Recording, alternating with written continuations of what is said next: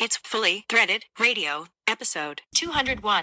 A lot of people, I think, get hung up on revenue. They get hung up on a sales number. When they think of the FDI, they think, okay, well, how strong is sales going to be? And if you look at the numbers for the month of May, sales actually came down a little. Employment came down a little. Customer inventories came down a little. It was that supplier deliveries that really drove this thing up. So you have to look at this number, not just from a revenue standpoint, but we would have candidates who have applied for, let's say they've sent out their resume to 30 companies, and it would not be unusual to have absolutely no response from all 30. Whereas in the UK and Europe, now it's just a standard letter, but somebody's hit a button on a computer and it's, dear sir or madam, unfortunately this occasion you weren't successful. So at least you know you can move on. Here, it's very difficult. And then as these new electronic job boards have become more popular, people are subcontracting the process because it's much cheaper than headhunters. So actually, it is very difficult for these people who've got a skill set and think, well, even if they see a company's advertising for it, I know lots of companies will say, well, that's fine, but you've got to go via that job board or this job board. We don't get involved in the hiring process. We had lots of fun. Our team tries to keep things light. We're not brain surgeons. We're not nuclear scientists. We're not bolt salesmen.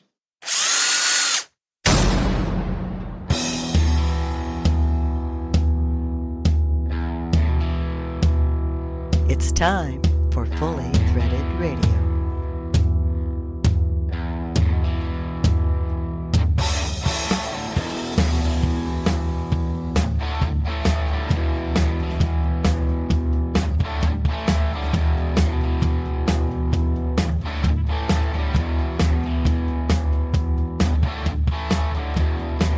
It is Fully Threaded Radio, voice of the mighty FCH sourcing network. If you buy, sell, manufacture, import industrial threaded fasteners, well, this is the podcast for you. So glad you clicked in. Hi, everyone. Eric Dudas with you, coming to you from semi-rural Northeast Ohio. And the co-host of Fully Threaded Radio is with us as well. Although he may have given you the evil eye when you tried to get a pen from him last month at Fastener Fair. He's really a nice guy. He's Brian Musker. Hey, Bri. You doing all right? I'm very good. I'm coming through from not at all rural Western Chicago. Burbia. Yeah, suburbia. When I still have some of the pens left due to my very vigilant eye, okay? That's right. We've got some for Fastener Week coming up, and then hopefully a few left for Vegas. Actually, I know we do because I ordered boxes and boxes of them. But that's another topic. It's predominantly fastener-related talk radio, as people know by now. And this is episode 201 of Fully Threaded Radio. This time we're publishing about June 19th, 2024. And it matters not if you're in the semi-rural outskirts or right in the middle of downtown. We're glad you're with us. On this episode today, we've got people checking in from all over the place, as it turns out, Bri. Yeah, I know.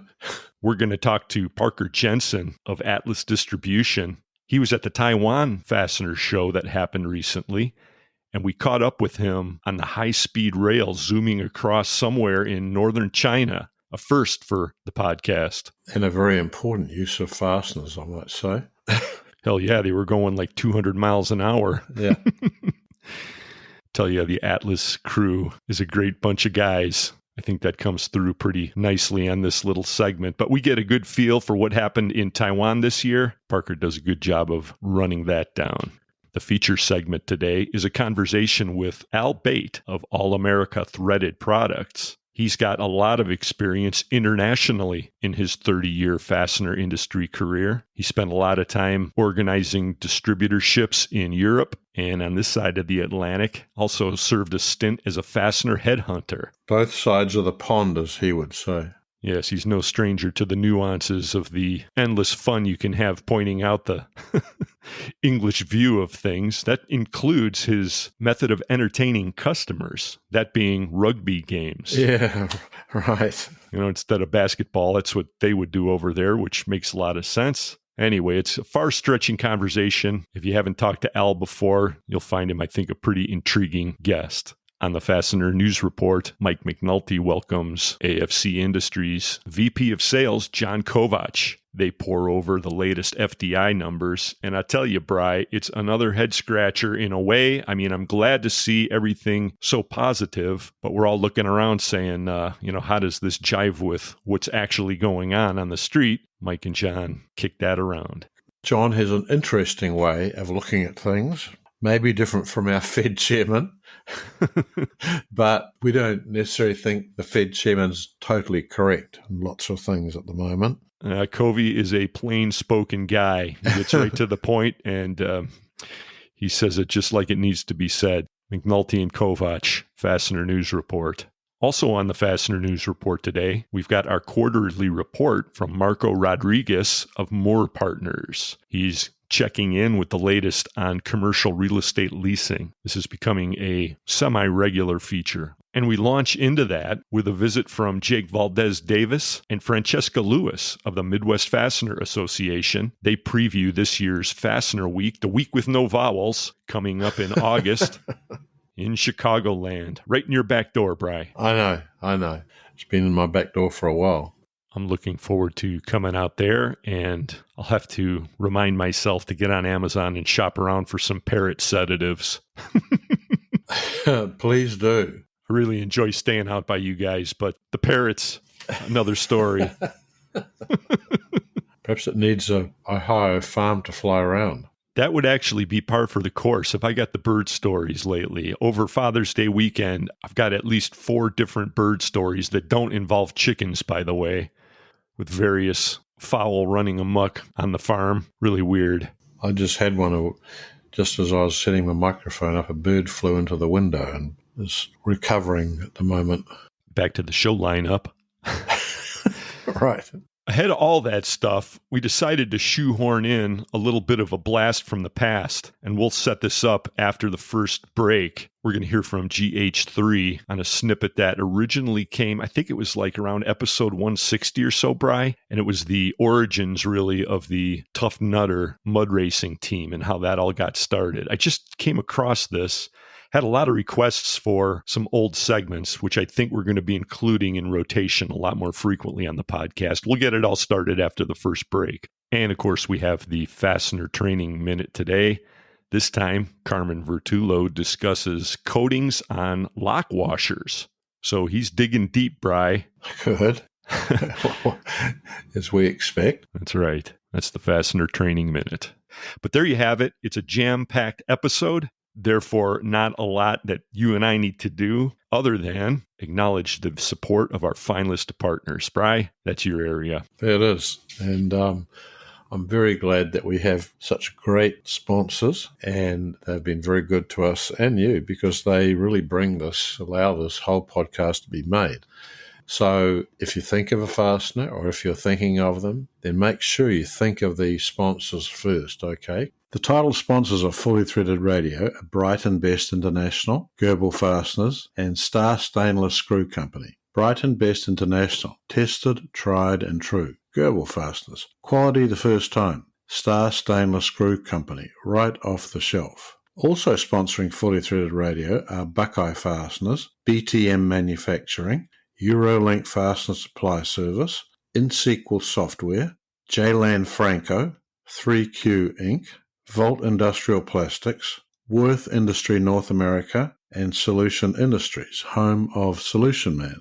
Let us know what you think of the podcast, folks, or if you have questions or suggestions, the email address is ftr@fullythreaded.com. Brian and I are also out there on LinkedIn. You can catch us that way as well. And this will be a short first segment, but I wanted to take a moment to pay special attention to an award that was, actually it's 2 awards, presented by the ASTM International Committee. And I think McNulty touches on this, but I wanted to emphasize how impressive it is that Dr. Salim Brahimi has received the Walter C. Voss Award. This is an award for exceptional contributions, and they're scientific contributions to knowledge, and equally important, the transfer of that knowledge to engineering practices. So this is really an important link in the whole chain of fastener industry wisdom, and Dr. Brahimi is very well known, of course, and it's very good that he gets recognition for this by the F-16 committee. Also honored by F-16 was Chad Larson, president of Lejeune Bolt Company. And there was a story out there on LinkedIn about this, but I caught an in-depth interview with Salim on Fastener News Desk, and they actually interviewed him and did a very nice job of it. Get out to fastenernewsdesk.com if you missed this. He, of course, is Director of Engineering and Technology at the IFI, and many CFS's certified fastener specialists know him as one of the main course instructors for Fastener Training Week. So congratulations, Salim, and congratulations, Chad, on the award. Cool. Both. We'll give ourselves a nice pat on the back for making it through this opening segment with no notes and general chaos around us.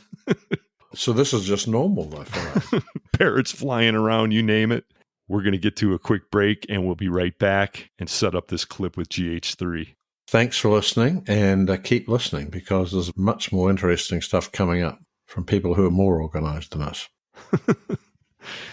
Very true. Talk to you in a minute, folks. It's Fully Threaded Radio. These guys aren't screwing around much.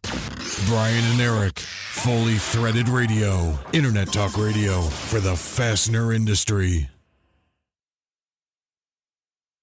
With Star Stainless, our personalized service and nationwide network of distribution centers allows you to order rivets, hose clamps, and fasteners from one source. Star continues to be your one-stop shop to consolidate vendors, reduce transactions, and save on shipping costs. Choose Star Stainless for a comprehensive inventory that meets all your hardware needs. Star Stainless Screw Company is a division of Linfast Solutions Group. GHIII Fasteners has consistently increased its stock inventory in Houston, Texas, as well as focused on developing new, innovative battery-powered cordless tools to improve industry efficiency. Our company's strategy is to provide a level of quality and innovation that stands out among the rest. If you are interested in being part of a brand that is revolutionizing the industry, make sure to contact GHIII Fasteners today to see what we have to offer. GHIII Fasteners, the leading rivet source.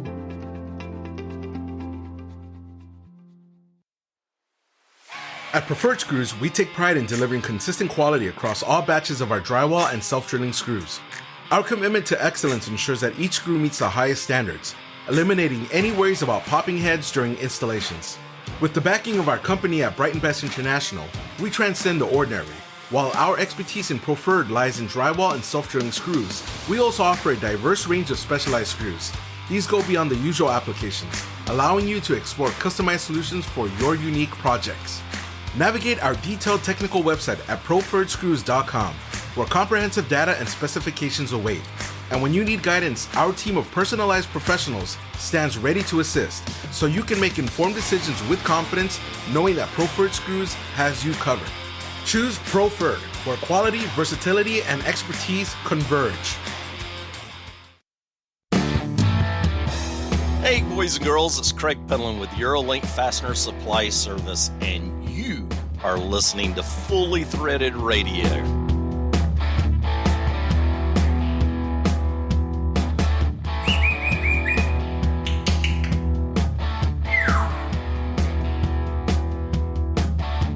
Brian and Eric back with you, the online fastener birdcage. Oh, God. Fully threaded.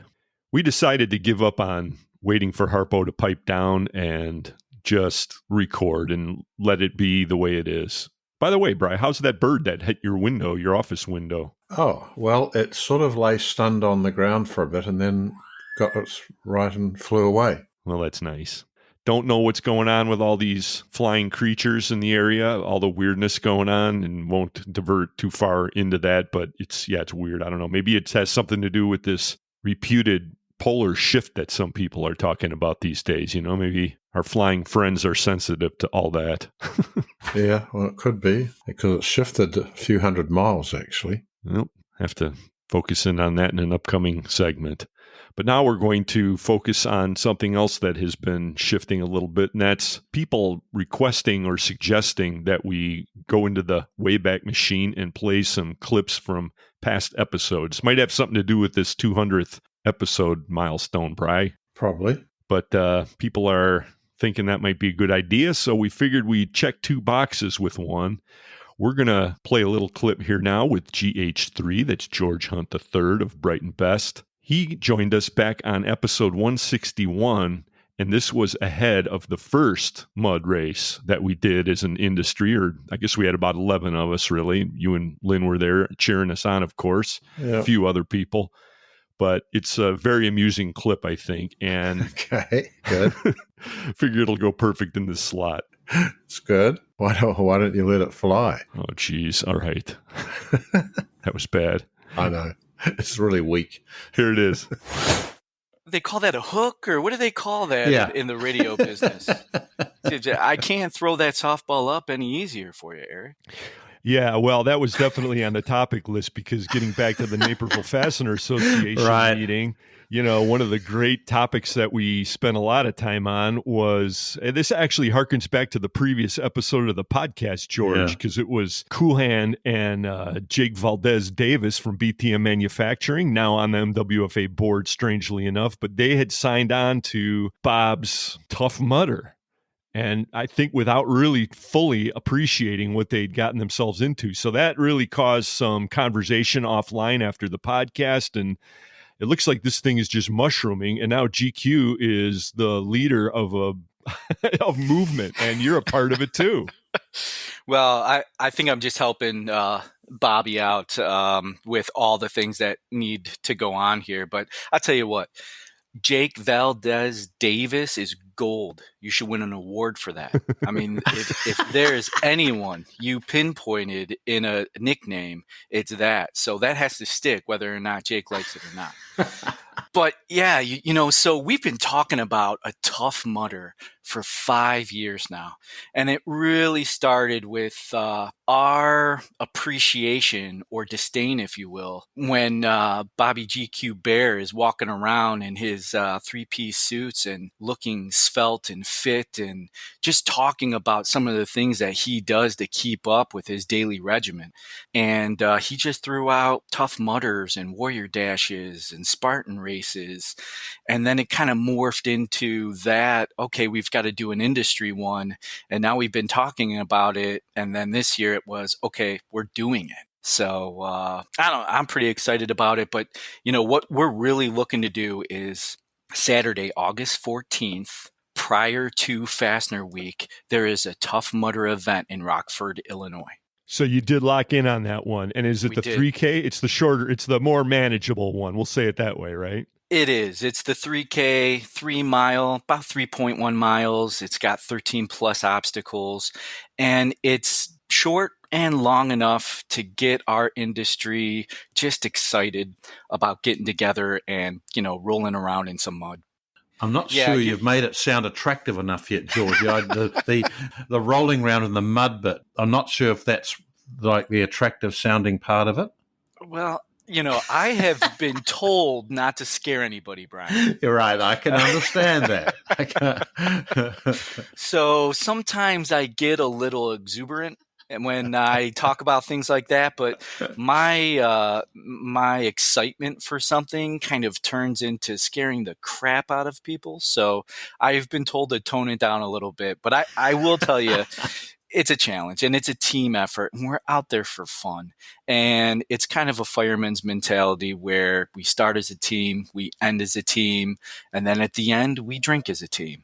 And I just think it's a great opportunity for us to just get together and do something that we can tout to our industry friends and try to make it as big as possible. And who knows, maybe we can add another tattoo to Solution Man or something like that for accomplishing the Tough Mudder event. Oh, I think tattoos are definitely going to be happening. Not for me, but they're going to be happening. And I think you've got a lot of excitement already building for this. You caught a lot of attention, I think, just in drinking at the end. Yeah, you're going to have a crowd there, at least cheering us on, right? Yeah. Absolutely. We hope so. And I hope everybody gets involved. I mean, even if you aren't part of the team or don't want to be part of the team, you're going to be in Chicago anyway for that week. Why not come in on a Saturday and make your signs and, make the best of it and cheer us on? So yeah, it's that's going to be true. a great time. That is true. Yeah, it's going to be a great time.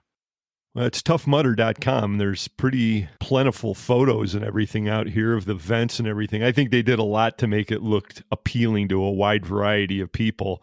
Little did they know that GQ is busily practicing his electrocution exercises. Yeah, you know? He's just upping the voltage every day a little bit, so he'll be ready come August.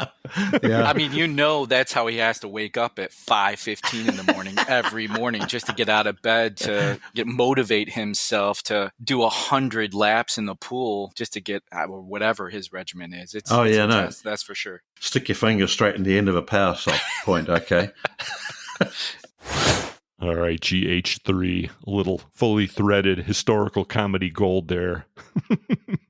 Well, there's actually quite a lot of little gold nuggets sitting in the previous 200 episodes, actually. There are a few of them. We'll be digging through those, and we'll bring some more to you during upcoming episodes. And looking ahead to this year's Fastener Week, of course, we'll be hearing from Jake Valdez Davis and Francesca Lewis later in the podcast. But this year's event, and they'll describe this, is a lot toned down. It's a 5K race, no mud involved.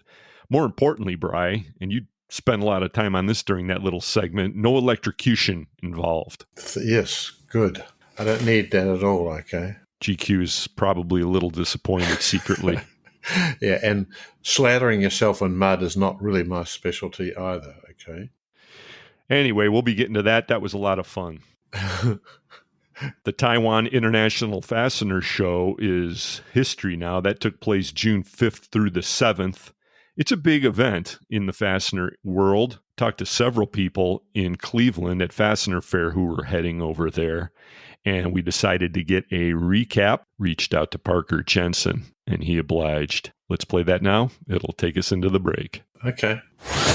The Taiwan Fastener Show happened last week, and Atlas Distribution is an American-owned company, but based in Taiwan. Their U.S. operations are up in Winona, Minnesota.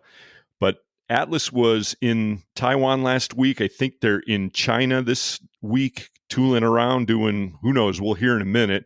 Parker Jensen is the National Director of Sales for Atlas Distribution. He's on the high-speed rail, as I understand, somewhere in China at the moment. Parker, thanks for hopping on with us. Hey, Eric. So good to be on. First time, long time. Big fan of yours. You are the voice of our industry, and I'm just so happy to be asked on and hope I can provide some value for the industry. Oh, hey, appreciate that a lot, Parker. And I'm glad that we were able to catch you and get you on here. It was kind of a last-minute thing, but when I heard you were over there, and after we spoke in Cleveland at Fastener Fair, got it to size you up a little bit. I know you're on top of a lot of things. What did you think of this year's Taiwan Fastener Show? So, yeah, it was a very interesting show. Much different than some of our shows in America. Very global.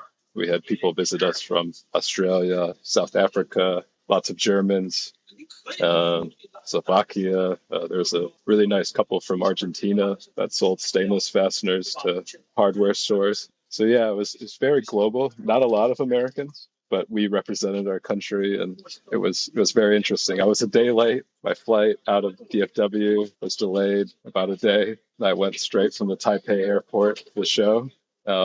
Always tiring, but the adrenaline kind of keeps you alive. Absolutely. I can imagine that. Well, set the scene for us if you could. Most folks in the Fully Threaded Radio listening audience have not made it to that particular show over in Taiwan. What's it like? What's the scale of it? Sure. So it's in Kaohsiung, Taiwan, which is really where 70-80% of the fasteners that come out of Taiwan are produced in that area. You know, all of the big factories that people know well are near there. It's close to the harbor there in Kaohsiung at the Kaohsiung Exhibition Hall. I'd say in terms of number of exhibitors, it's probably similar to the Cleveland show we were just at, Eric. Lots of machinery there, as you can imagine. Lots of fastener machines are made in Taiwan. So it's 3 days long, a little bit longer than ours, because the machinery guys take a long time to set up and get their booth set up. So they want to stay there a little bit longer. There's steel companies, there's lots of manufacturers, there's several trading companies. And like I said, it's very global. You know, there's people from all over the world that are attending this, folks from India, Russia, Australia. So a little bit different audience, but similar people. We're all nut and bolt heads and and love fasteners and just speak some different languages. But yeah, great opportunity for our team too. We have about 40 folks in Taiwan, and everyone from sourcing, quoting, accounting, we're able to be around the sales team and learn more about how we present our business. I apologize for the sounds. Like you mentioned, I'm on the high-speed rail somewhere in China. Yeah, I can hear that in the background, and this is a first. We've talked with people on the scene in Asia before, but never, I don't think, on the high-speed rail, so this is really cool. Yeah, we're going about 300 kilometers an hour. It's about 200 miles an hour, right? Yes, sir. It's really amazing. Wow. The infrastructure here is unbelievable, and it makes it fun to travel. It's easy to work. You can get a lot done. It's way less stressful than airplane travel. And our team is able to get from Shanghai to the northern parts of China in about 4 hours without much stress and expense. So. Wow, I can imagine. Well, let's hear a little bit more about that in a second. I'd like to stay on the Fastener Show for a minute. The footprint was about the size of Fastener Fair, you said, but in terms of attendance, an international audience, what would you say relative to Fastener Fair or Vegas? How well was it attended? I would say similar to Cleveland again, not quite as large as Vegas, but yeah, it was well attended, and we had quite a bit of foot traffic every day. We're new to the show, so we didn't have prime real estate, but we still had a nice flow of traffic throughout the day. And it's great to see our suppliers too. A lot of our suppliers exhibited, and it's a different world in terms of exhibiting. There's some very small casual booths. There's some extremely large, like what you'd see out of Linfast or Brighton. And there's even one furniture screw factory. They do a lot of business with IKEA, Eric, about 20 million a year, I believe, with IKEA. Very rich, Very famous factory. Well, we were speaking to Atlas Fearless leader Scott Camp before you guys left, and he said you were going to have a pretty impressive footprint over there for this show, being a newer show for you guys, and sounds like you achieved your mission on that one. This was a 3-day show, Parker? Yes, 3 days, Wednesday to Friday. We had 3 booths, 2 that we combined, and then 1 meeting area where we were able to have coffee or tea with our customer and relax and sit down and have some more formal meetings other than just going by the show. So I think we did a good job. It's our second time exhibiting as a company. Our first time was in Stuttgart, Germany show, which, talk about a big show. That's probably 3 or 4 Vegases. Right. That's the monster on the planet. Yeah.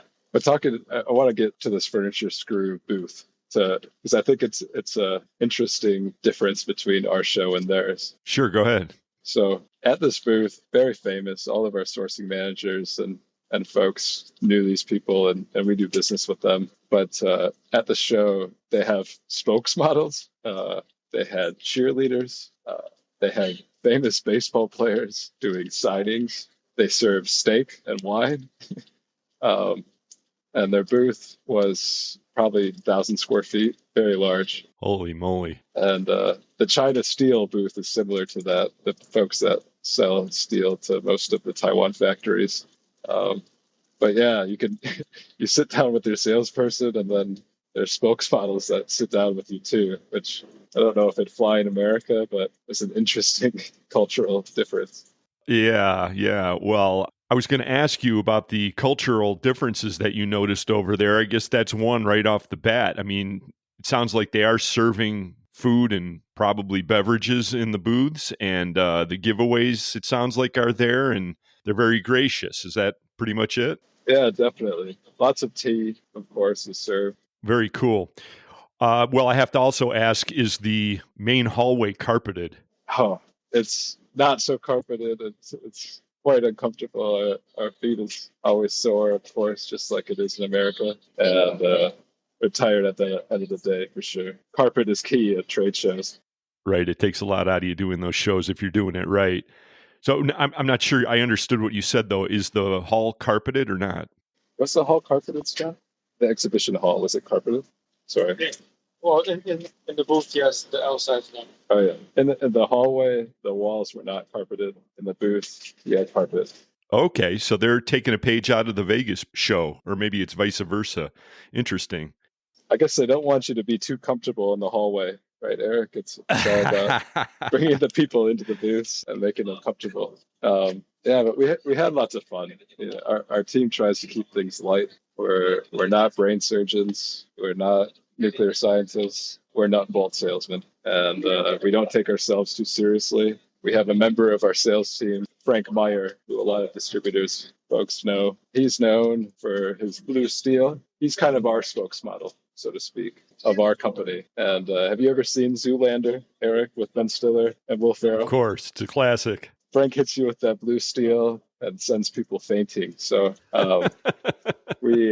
he was giving the blue steel out to people from all over the world. Few understanding it, but everyone loving it. And his new nickname, I don't know if you've seen some of our LinkedIn marketing, but his new nickname is Screw Lander, the man of blue steel. Love it. We also came up with a Chinese version of Screw Lander. And that's his new nickname is Zhao Blue Steel in Chinese. So yeah, we had some fun. They're not so used to seeing blonde hair and blue eyes over there, Eric. And some people are always amazed to see me, and very nice, way too nice. I blush a lot.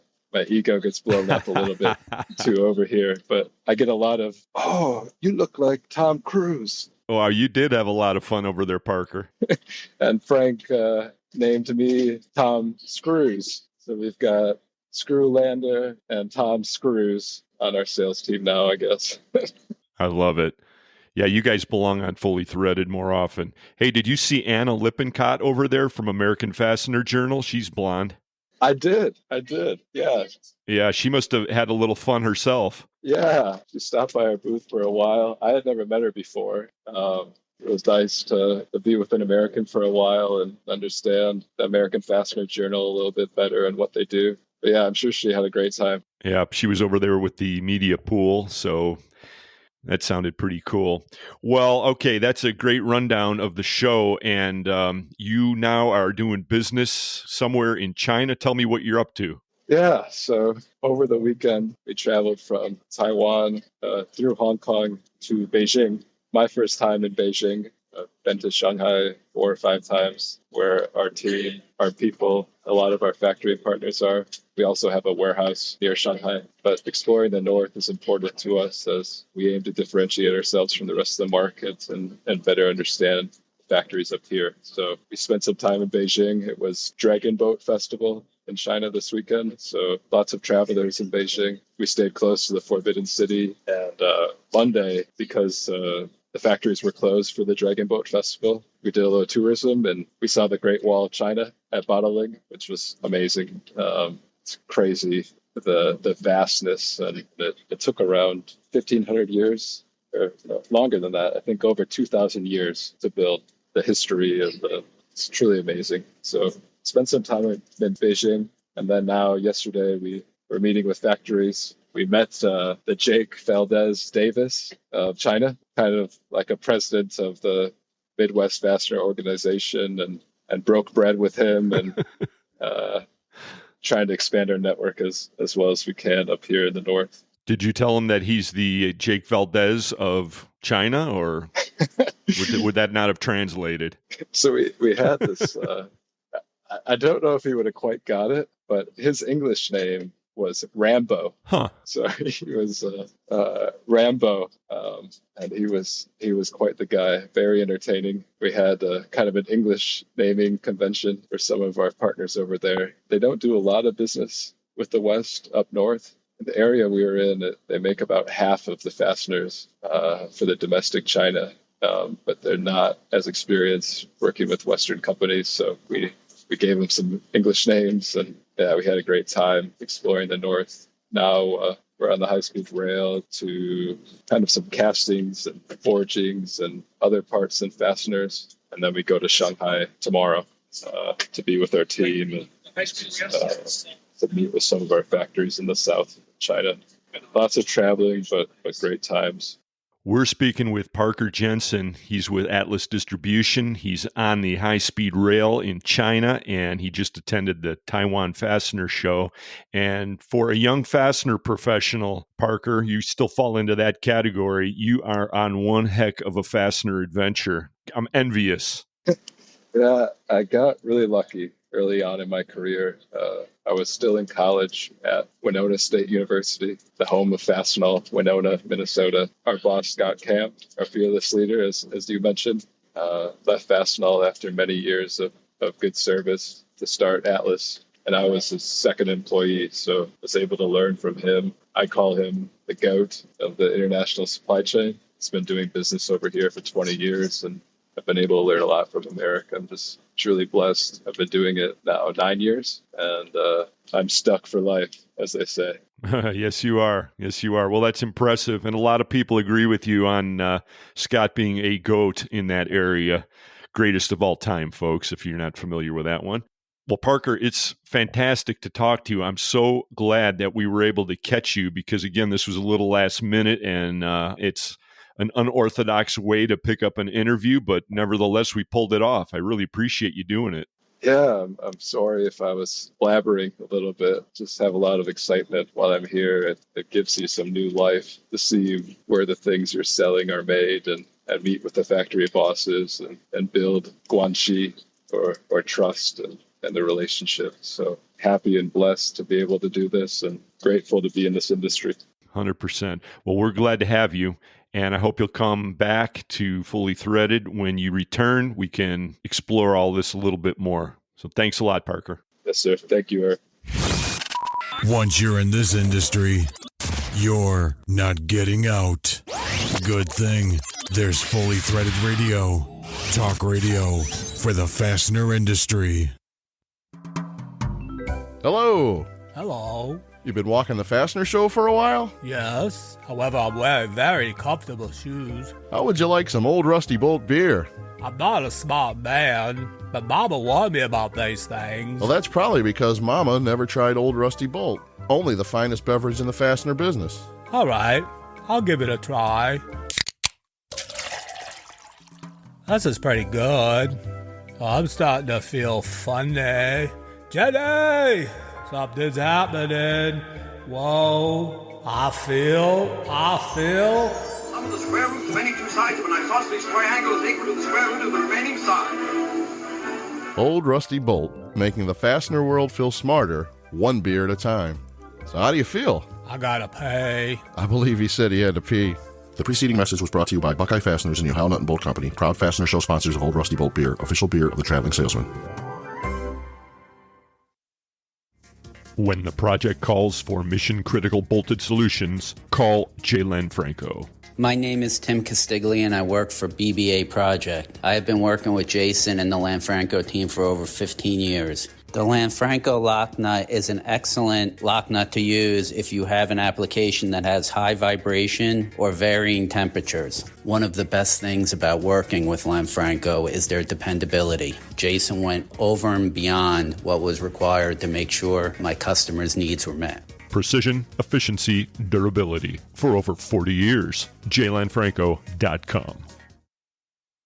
This is Jake Davis, founder of the industry-renowned U-Bolt Blend Coffee and president of BTM Manufacturing. As a domestic manufacturer of threaded fasteners and bent wire products, our history as a family-owned business runs deep. My father, Joe Davis Jr., started in the fastener distribution industry over 50 years ago and has always instilled exceptional customer service into myself and our employees. Over the years, we've expanded our production facility to accommodate more projects, added machinery and tooling to increase our productivity, and increased our knowledge of products consistent with industry changes. However, one constant has always been our customer service-focused mentality. In an imperfect world, we always strive to put our customers first. It's the way I was taught, and it's the way I've continued to operate our business. BTM Manufacturing, a commitment to service. Cut the no quotes out of the equation. Eurolink is your go-to resource for uncommon and hard-to-find metric fasteners that others can't even quote. Contact the sales team at EurolinkFSS.com and get your hard-to-find metric fasteners delivered. Hi, this is Deb with 3Q Inc., your source for a wide variety of U.S.-made parts from the heart of the fastener industry. You're listening to Brian and Eric on Fully Threaded Radio.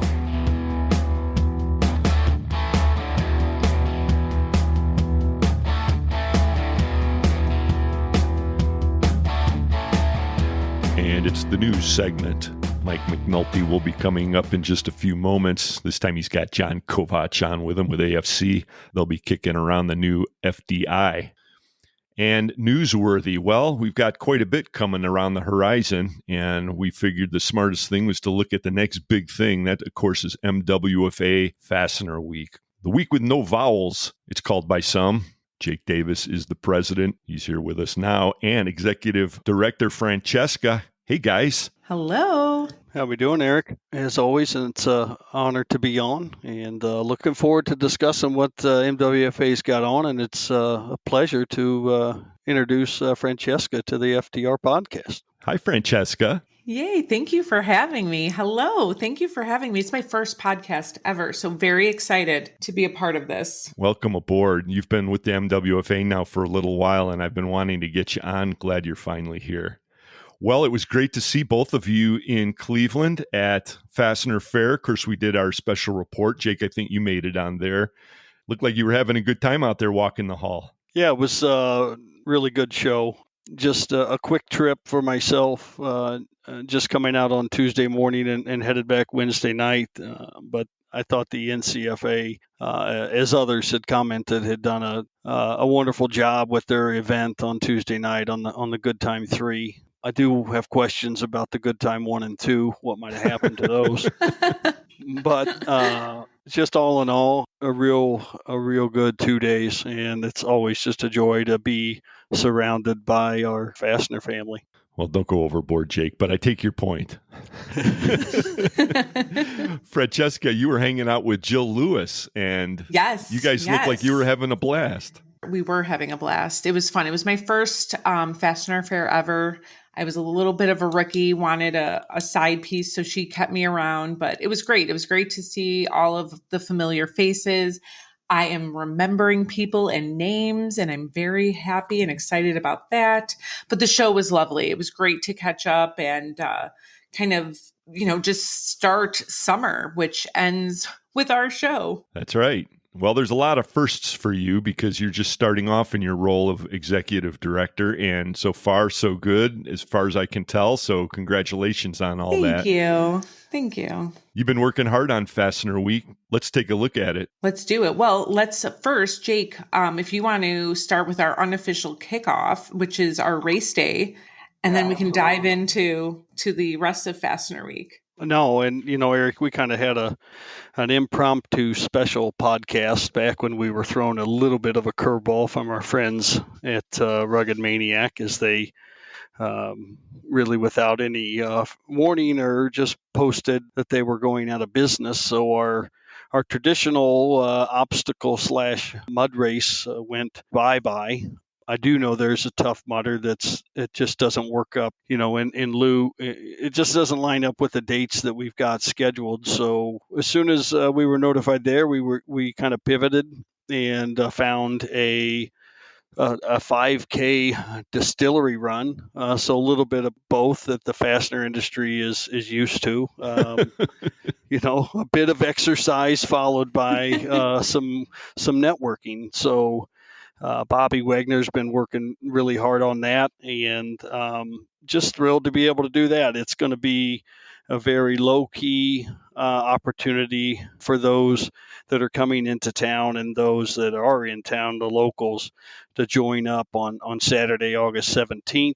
The race actually doesn't begin until 11 a.m. It's in Skokie, Illinois. And I think we'll do a little pre-gaming, some stretching, some toasting, some swag, handing out at around 9:30. And, we're kind of opening this up to all those that want to participate, albeit if you want to try to break the record, or you just want to hang back and walk together as a group and catch up on what's happening within the industry and within families and that. So, like I said, the race begins 11 a.m. and got sign up going on now, which I did. It took about 3 to 4 minutes, very easy. We've got a coupon code where we can get in the group.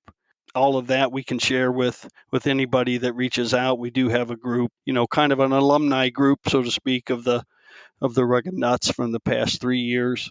And Jake, I'll get that information up on our website and our social media as well. So if people want to look there. Got it. So if you want to get involved in this year's version of the Tough Nutter race, which is actually a 5K up in Skokie on August 17th, get out to mwfa.net. Yeah, so that's a work in progress, sounds like. Yeah, we're working on it, just doing a little bit more, publication of things as we speak. And as we've done in the past couple years, following the obstacle race, we're going to be heading to lunch following the 5K. So maybe 12:30, 1 o'clock, we're just going to go grab lunch, sit around. And again, it's for those that have done it, they speak to it from a standpoint of just the fellowship and kind of the brotherhood that is gained between all participants. So the aspect of it, we're thinking we'll be able to extend that. It's certainly way different from a challenging aspect of it. There's no such obstacles, although we might be able to find some before or after. We'll just have to wait and see for that. But we just kind of wanted to keep the tradition going of the unofficial start of our Fastener Week. Right. Well, we're just adapting to what came our way. Absolutely. So that's a lead off to the next day. So everybody's going to have a lot of fun after the race, but hopefully not too much fun because we got to get down to work on Sunday, right? Absolutely. You do have to pace yourself this week. Was just kind of thinking about that in preparation for the podcast. It is a lot in a short amount of time. And as tradition goes, we're going to be hosting our third Sleep in Heavenly Peace bed build on Sunday the 18th. That's going to start at 9 o'clock and run till we're done. The board, we had our meeting a few weeks ago. We set a lofty goal of $25,000, which would be 100 beds. And this fundraising only bed build. So we have to fundraise and hit that goal of 25,000 or hopefully more to where we can get those beds made for the local area kids in the Chicago area. Wow, 100. That is a great goal. Last year, I believe it was 80, and that was huge. Yeah, and we did surpass that goal. I think we were in the mid 90s. Yep. And I think we ended up in the mid 90s as far as donations collected and beds made. But this year we're excited about. Francesca, in her part, took it to the Marriott Lincolnshire Resort, and they offered a space to be able to have that on site right there where all of Fastener Week will be taking place. So we're really excited about that aspect of it.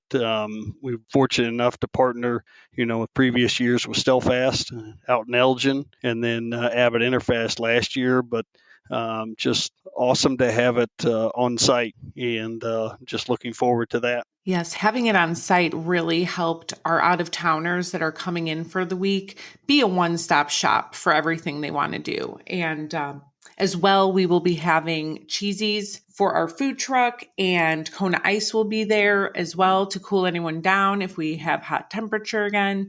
But it should be a fantastic event. That information is also on our website. So if you're looking to volunteer or if you're looking to donate, all that information can be found under the Fastener Week tab at MWFA.net. Yeah, and we'll be doing some socials to get that stuff out into people's hands for the links for donation and the volunteers as well. But, we're lucky enough that this will be our third. So I think we have a lot of alumni, not only of the Rugged Nuts, but we also got to have a lot of alumni of the bed build. So people are always happy, and this industry just continues to amaze myself, come Sunday with how many people show up, how many people and companies donate, and it's just a great opportunity for all of us to help out and give back. Well, the momentum's building behind Sleep in Heavenly Peace, that's for sure. And that's going to take us right into Fastener Week proper. Of course, the week with no vowels.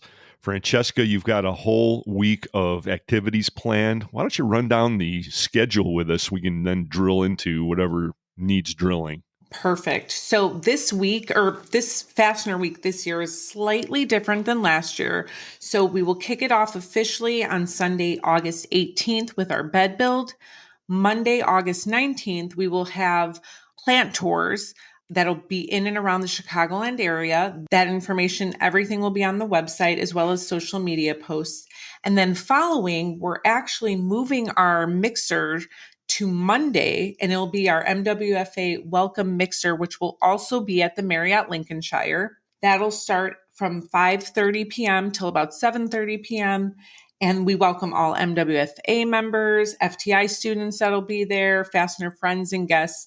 This is a free event, so we just require an RSVP. Come, hang out, get prepped, loosen up, and get ready for the next day. And Eric, just so you know, we did have to petition the Naperville Fastener Association to be able to share that evening with them. They've been kind to us, so they have, for a monetary donation to their. Well, they don't have a scholarship fund. It's kind of they just said a tab. All right. Well, that's how those guys roll. Good job, Jake. Always smoothing things out. That's why you are where you are. No, thrilled to be able to have that, offer that mixer. We're excited about moving that to Monday. I am selfishly excited because as long as the Fastener Week it is for me, and I drive in that week from Kansas City, I always head back on Thursday, so I miss it. I'm excited to move that to Monday night and be able to be in attendance and kind of kick things off. But again, I challenge everybody. It's a marathon, not a sprint. So let's just pace ourselves so we're functional for the entire week. Exactly. I also feel it's a good opportunity moving it to Monday where you really can network. You talk to people, set up meetings for the next day. It just seems to really work out for all parties involved, especially our people who are coming in from out of town, which we have a lot of. So the next day, August 20th, we're going to kick it off with our Fastener Failure Seminar. This will be hosted by Sean Collis and his wife, Darlene Collis. This will go over exactly what it says, fastener failures, and what we do when we have the problem with just, the top-notch educators. I believe between Sean and Darlene, they have somewhere over 25 to 30 years of expertise in this field. So it'll be a really good education that I feel every member and non-member should take a part of. And then immediately kicking that, as soon as the class is over, we're going to our Fastener show, our 42nd Fastener Tabletop Show, which we're super excited about. And I want to give a plug that we're pretty much at 90% filled.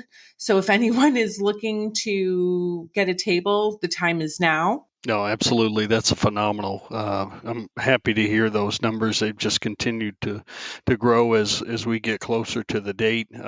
Eric, I know that Sean and his wife will probably touch on hydrogen embrittlement for that Fastener Failure Seminar. So if you can, nice. You probably want to poke your head in there just so to hear some more on that. And then two, similar to what we did last year with the panel discussion on AI, we are going to have about an hour and 15-minute presentation for the exhibitors in attendance. That's going to be our presenter is going to be Carmen Vertullo. We're working on buttoning that up. Probably we'll have that as far as topic goes.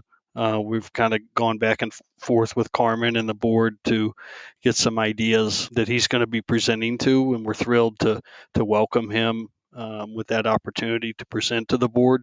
Not so much the board, but the entire exhibitors. And we're hoping some customers will want to come early and hear Carmen as well. But, he's done so much, Hall of Famer, so much for the industry as far as giving back, but excited to have him in attendance and helping out the MWFA with his presentation prior.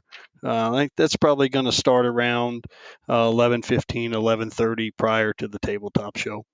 Man, you guys are just piling it on this one.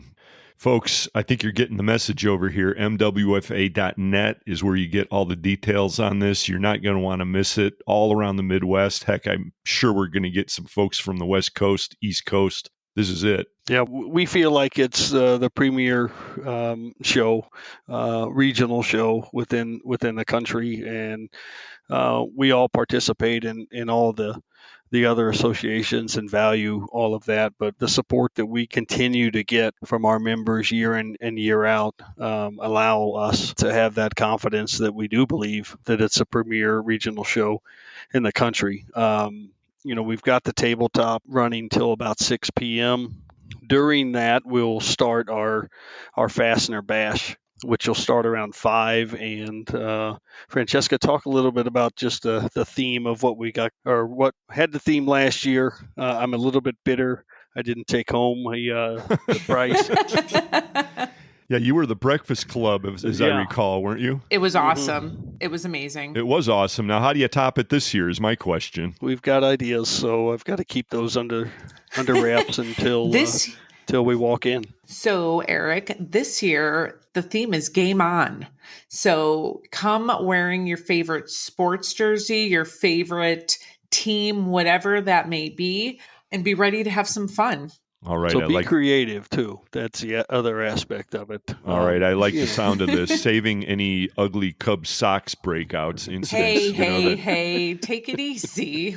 Well, it is the Chicago MWFA. You know, that phone. if there's one chink in the MWFA's unity, that would be it, I would say. Yes. That's like the Jets and Sharks right there. Right. Metric, standard, we don't really care, but man, you get into our baseball. Well, that's going to be a lot of fun, you guys, and I'm looking forward to all this. Let's throw the dates out there once again. The website, of course, MWFA.net. Yep. August 20th, we kick off with our education class in the morning from 8:30 to 12:30. Then we will have our exhibitor lunch and speaker Carmen Vertullo. 1 p.m., the tabletop show will start, going to about 6 p.m. And then our Fastener Bash will be from 5 p.m. to 7 p.m. And this is the Fastener Bash. I just want to also remind you, it's complimentary for all of our exhibitors and guests. So come to the show, stay for the fun. And wrapping up, Eric, Wednesday we finish up with our golf outing, which is always a highlight of the week and very always packed. So if you're interested in getting registered for that, I would say do that ASAP. We're always asked to try and find more room, and that puts a little bit of pressure on the association because the course can only really allow so many. But again, the support that we have from our members continues to show out, within this week, and especially with that golf outing. And I'd be remiss as a certified fastener specialist not to mention that FTI will be at Lincolnshire that entire week. And you're one of those as well, most recent, so you can speak to that week. But we're thrilled to have them back in town with us. Joe Morris and FTI, they do a great job of presenting that week-long class. So always we enjoy that partnership and always welcome them to Fastener Week, and look forward to seeing all of their attendees at our events as well. Fastener Training Week, another layer on top of Fastener Week, which makes it a do-not-miss event out there in the Midwest. Well, you guys have done a yeoman's service for the industry by putting all this together, you guys, and I know it's going to come off bigger and better than ever, and I'm excited about it. And thank you also for mentioning the hydrogen embrittlement earlier. Now I'm definitely not going to miss it, Jake. Yeah, I didn't think you win a podcast without it, so I had to find a way. We'll make sure we get that 30-pack of Busch Light out there, too, for the FTR award. Don't worry, folks. What would an MWFA golf outing be without that? And just want to say that my guess is there's plenty of sponsorship opportunities for whole sponsorship, game sponsorships, and so forth out there in the golf outing. So if you haven't gotten that taken care of yet, contact Francesca. And yes, by the way, please. the title sponsors of Fully Threaded Radio, they are Brighton Best International, Global Fasteners, and Star Stainless. Of course, the Fastener News Report has been brought to us for many years and continues to be by Volt Industrial Plastics. Got to say thanks to the people who make it all possible. And you'll be doing a lot of that come August, guys. No doubt. We're so excited. It's going to be as always, great time. Well, the MWFA is known as the best dressed of all the fastener associations. And for this theme of get your game on, I can't wait to see what people come up with. Francesca, you got your outfit set up yet? Not yet. I don't know how I can beat last year's, but I've got some ideas. So you have all been warned. Yeah, I'm looking forward to it. It's, just an opportunity to, let your hair down, so to speak, and be creative and have a little fun. Well, I did a little of that last year. We'll get into that later, though. Guys, appreciate you being here. And Jake Davis, you're on the hot seat now for the next phase of the Fully Threaded Radio podcast, and I think you know exactly what that means. I do. Thanks, Eric. Always a pleasure to be on with you. And now with news about screws you can use, here's Mike McNulty.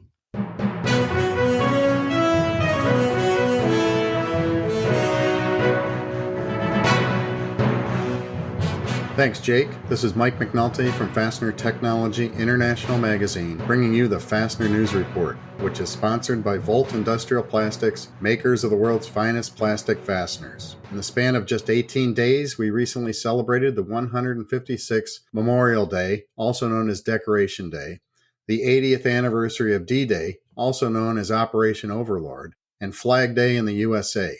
And in just a few weeks, we will celebrate the 248th anniversary of the ratification of the Declaration of Independence of the United States of America.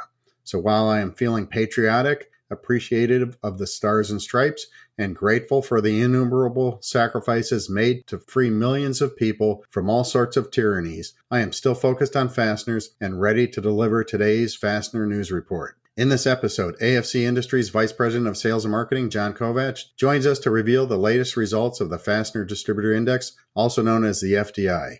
Also in today's broadcast, we have our top story on ND Industries and H.B. Fuller, as well as newsmaker headlines from Alabama Aerospace, Portland Bolt, Linfast Solution Groups, Lockmore, Align Aerospace, Advanced Components, Lejeune Bolt, AFC, and more. Also in this episode, we have a quarterly industrial real estate roundup from Marco Rodriguez, Director of Industrial Distribution at Moore Partners.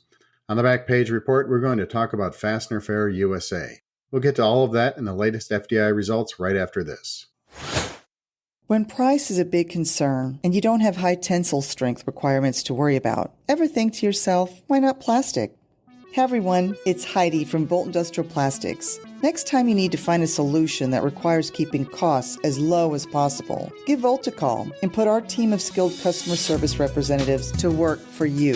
Plastic fasteners can make sense on a wide range of applications that you might not have considered before and provide your customers with big savings. So the next time you have trouble with price and delivery, just think, why not plastic? From everyone here at Bolt Industrial Plastics, thanks for another great year. And you know the website, it's boltplastics.com.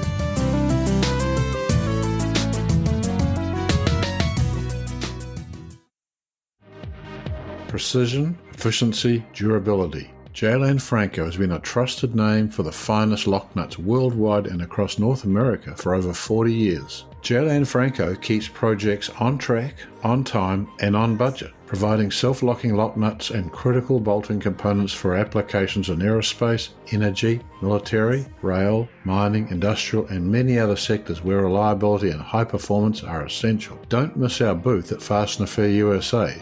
GHIII Franco, lock nuts for critical bolted joints. Solution Man, Ken. Solution Man, you're my fastener hero. Just doing my job, ma'am. SOLUTION, SOLUTION. Solution Industries. We are Solution.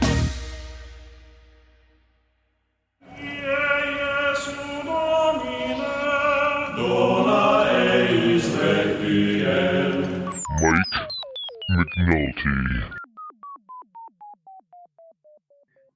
The seasonally adjusted Fastener Distributor Index for May 2024 modestly improved to 52.9 versus 51.6 in April. This was the fourth straight month above 50. The forward-looking indicator, also known as the FLI, had an impressive increase of 2.9 points to reach 52.9, the best result in nearly 2 years since the July 2022 result of 58.1.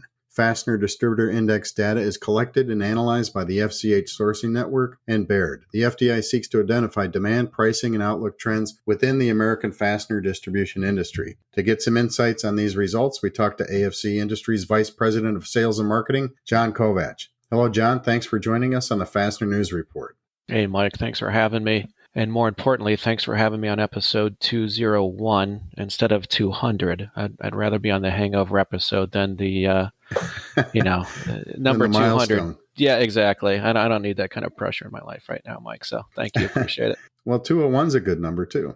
Yeah, 201's great. It's an area code I think I had once. I'm not sure where. Somewhere, maybe New Jersey. Could be.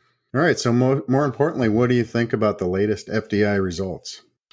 Yeah, I think it's, I think it's more of the same that we've seen for the last few months. And I think what's important here, a lot of people, I think, get hung up on revenue. They get hung up on a sales number. When they think of the FDI, they think, okay, well, how strong is sales going to be? And if you look at the numbers for the month of May, sales actually came down a little. Employment came down a little. Customer inventories came down a little.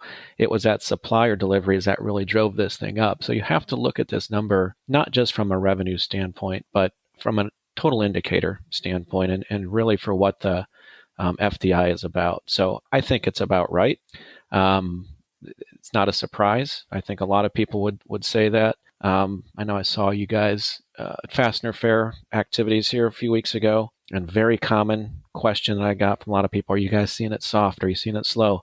And what people are talking about is revenue, right? That's what everybody focuses on. So I think if you look at the total market, revenue, if you look, it's probably a little blah.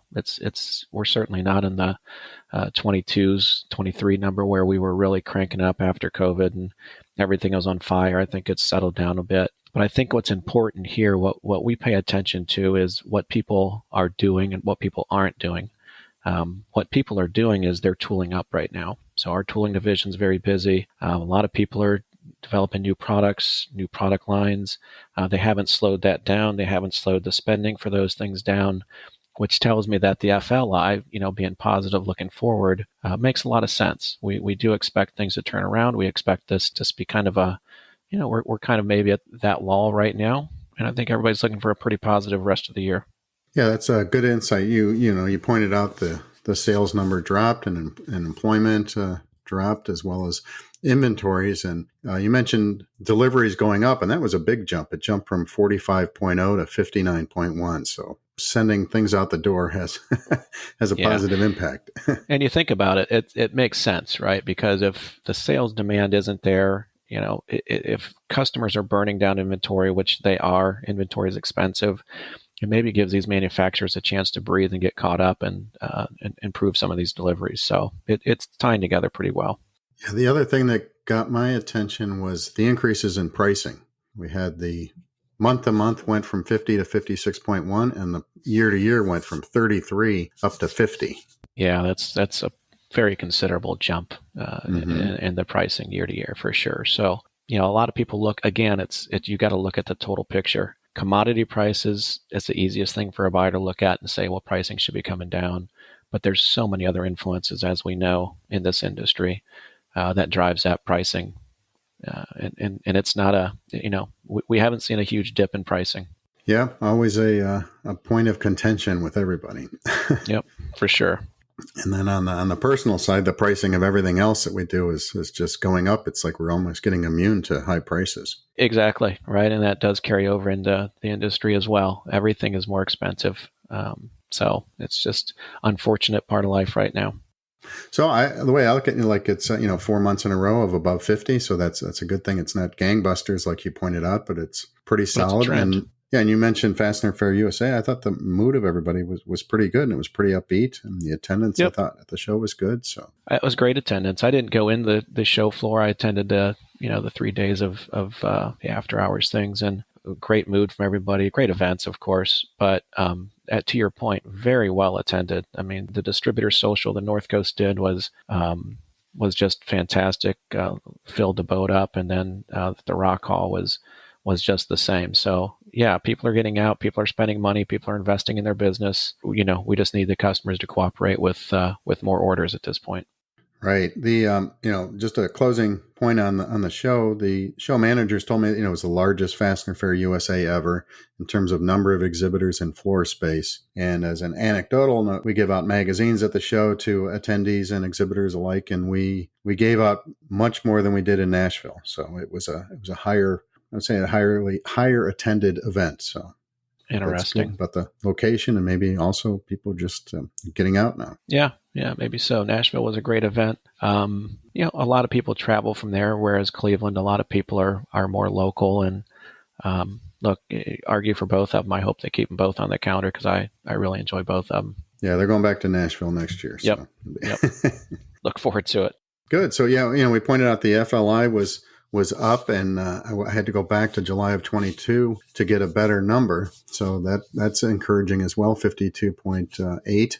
And that went up. And then the 6-month outlook also modestly improved to 39% of the people responding expecting business to be better 6 months from now, which 6 months from now takes us to the end of the year. And then 42 expecting it to be the same, and only 18 expecting it to be worse. So, over 80% of the respondents are expecting business to be same or better at the end of the year. So I think that's pretty good. Yeah, it is. I think we were expecting a little more by mid-year, and it's coming around. But I think everybody's very optimistic about towards end of Q3, Q4, things looking a lot better. So I would agree with that. All right, good. Any other comments on the numbers before we jump into the comments of the respondents? No, I think we pretty much hashed that out. All right, good. So the Baird said in their summary, they said the comments revealed divergent economic views and that the election is seen as a near-term headwind. So the first comment we have is, quote, "I have read that many sectors are robust, such as electronic components, and many industrial sectors are growing through a recession. As an election year, we are performing with single-digit growth. If this is recessionary time for fasteners, I'll take it." Yeah, I was going to say single-digit growth. Welcome back to reality, right? I mean, what's wrong with that? Yeah, growth is growth. So, I think this noise of an election year, I don't know. It doesn't register with me why people make such a comment about it. I think it's just an easy target. But single-digit growth, it's growth. Take it, go with it. Right. The next comment, they said, continue to be surprised by demand coming from various industries. Our customers are willing to wait longer for deliveries while our costs are inching higher. Yeah. Well, look, I mean, we kind of talked about that. Yeah, pricing is inching higher, and people are they just conditioned to wait a little longer? That might be the case, right? We've had a massive conditioning event over the last couple of years, so it could be. Yeah, I was talking, this is unrelated to delivery of fasteners, but maybe in terms of your ability to make more fasteners or people to make more fasteners. As I was talking to some machine builders, and lead times are for machinery still, well past a year. So yeah, we had a tensile tester we just got delivered that I think was ordered 15 months ago. So yeah, that's the way it goes. Right. So when you want to really push the button to increase, it takes a while. Yep. That's a slow faucet to turn on. All right. So here's the divergent view. Quote, "February and March were slower than expected, but we've seen an uptick in sales and overactivity since early April. So slow at the beginning, a little bit better." Yep. And then this person said, "After a year of consistent growth, we had poor sales in May. I won't call it a trend yet. If it happens again in June, then I will know there is something bad in the brew." End quote. Look, it's tough. We've got a very, very diverse end market at our company, so we don't look at 1 month ever as an indicator, and you got to look at every industry too. So there's a lot of noise. I wouldn't freak out over a month's worth of flatness. So here's our de facto election comment. "As the election grows closer, the sales and buying will slow down. We've seen it in every election year, and it starts about May, June, so we're due. Once the election takes place, some sense of normalcy will return, barring any other factors." End quote. Yeah, I don't know. I don't know if there's normalcy to be had out of this election, but okay, I'll go with the statement. And this is an abnormal election, so I think it's... Yeah, let's hope it doesn't become a trend. Yeah. All right, and then the last comment we have here is, while April numbers barely hung in there, May slowed down compared to the first quarter. We expect May levels to continue through the summer months, and then it's anyone's guess. Stainless steel material is starting to rise again at the same time. ocean freight has ticked up. The labor market is heating up again with costs increasing while the number of candidates is shrinking. Overall, it's still better than the good years pre-COVID, but backward trends never make stakeholders happy. Yeah, no, that's, every one of those statements is valid without a question. And freight is going up, and that's a question mark. Freight's gone up, and then you're going to get into the season where holiday shipments are going to begin and they're going to go up more. So freight is certainly something we're paying a lot of attention to right now. So I'm glad that nugget was brought up in that comment. Yeah. And labor is, it's the perennial struggle. It is. Yeah. It is. It's easy to find people, hard to find good people. Always a challenge. And when you're taking a pause right now, I guess if you could say, and you're going to build up your team, you want to get the best talent that you can. So, they say hire slow, fire quick. It's never more important. Yeah, and that was definitely in some of the sessions at Fastener Fair USA. The labor issue was front and center as usual. It's everywhere. Yeah, I don't think it's going away either. Yeah, and it's not just this industry; it's everywhere. Absolutely. Good. So I think that's it for the FDI, and I wanted to give you a chance to tell the listeners what's going on at AFC, which seems like a lot going on. Last time you were on the show was May of 2023. So since then, you guys have acquired quite a few people. We did. What's going on? We acquired some people then, and we've acquired some people now. Yeah, it's exciting, right? We're still having a great time growing and adding some things on. We just added Meg Technologies out of Huntington Beach, California, to bolster up our aerospace group, and bought a company in Europe, Supaseal, to help us out with some technical products there. And then we also added Globe International here locally out of the Philadelphia area to add on some of our overhead door and some of our other industries. So it's been a great year so far with acquisitions. We've patient, look for the right acquisitions, just like hiring the right people. But it's still a great bit of fun we're having over here and growing customer base and really having a good year so far. Yeah, that's good. You guys are adding a lot. And I went onto your contacts page on your website, and I saw all the AFC logos all over the United States. How many, and outside of the United States, how many locations do you have right now? Yeah, we're up to about 98 globally, 11 in Europe. And then the balance of those are in North America. Yeah, TFC. And we've added a location there in Wales. And then again with the Supaseal addition. So yeah, we're up to 11 over there. So what are you going to do when you hit 100? Like a centennial Well, that's celebration? A good question. There's always a reason for a beer. So maybe that'll be it. But and I have a feeling that'll happen sooner than later. So good. It'll be cool.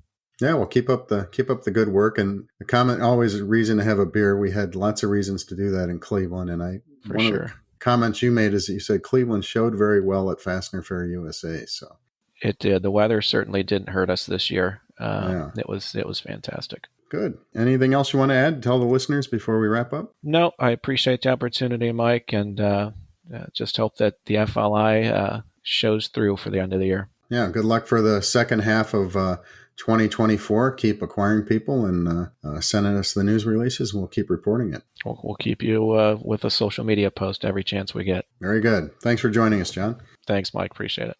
That was AFC Industries Vice President of Sales and Marketing, John Kovatch. The FDI number for May 2024 was 52.9 versus 51.6 in April. Visit FDIsurvey.com to participate in the process and get a detailed PDF copy of Baird's monthly analysis. Now for today's top story.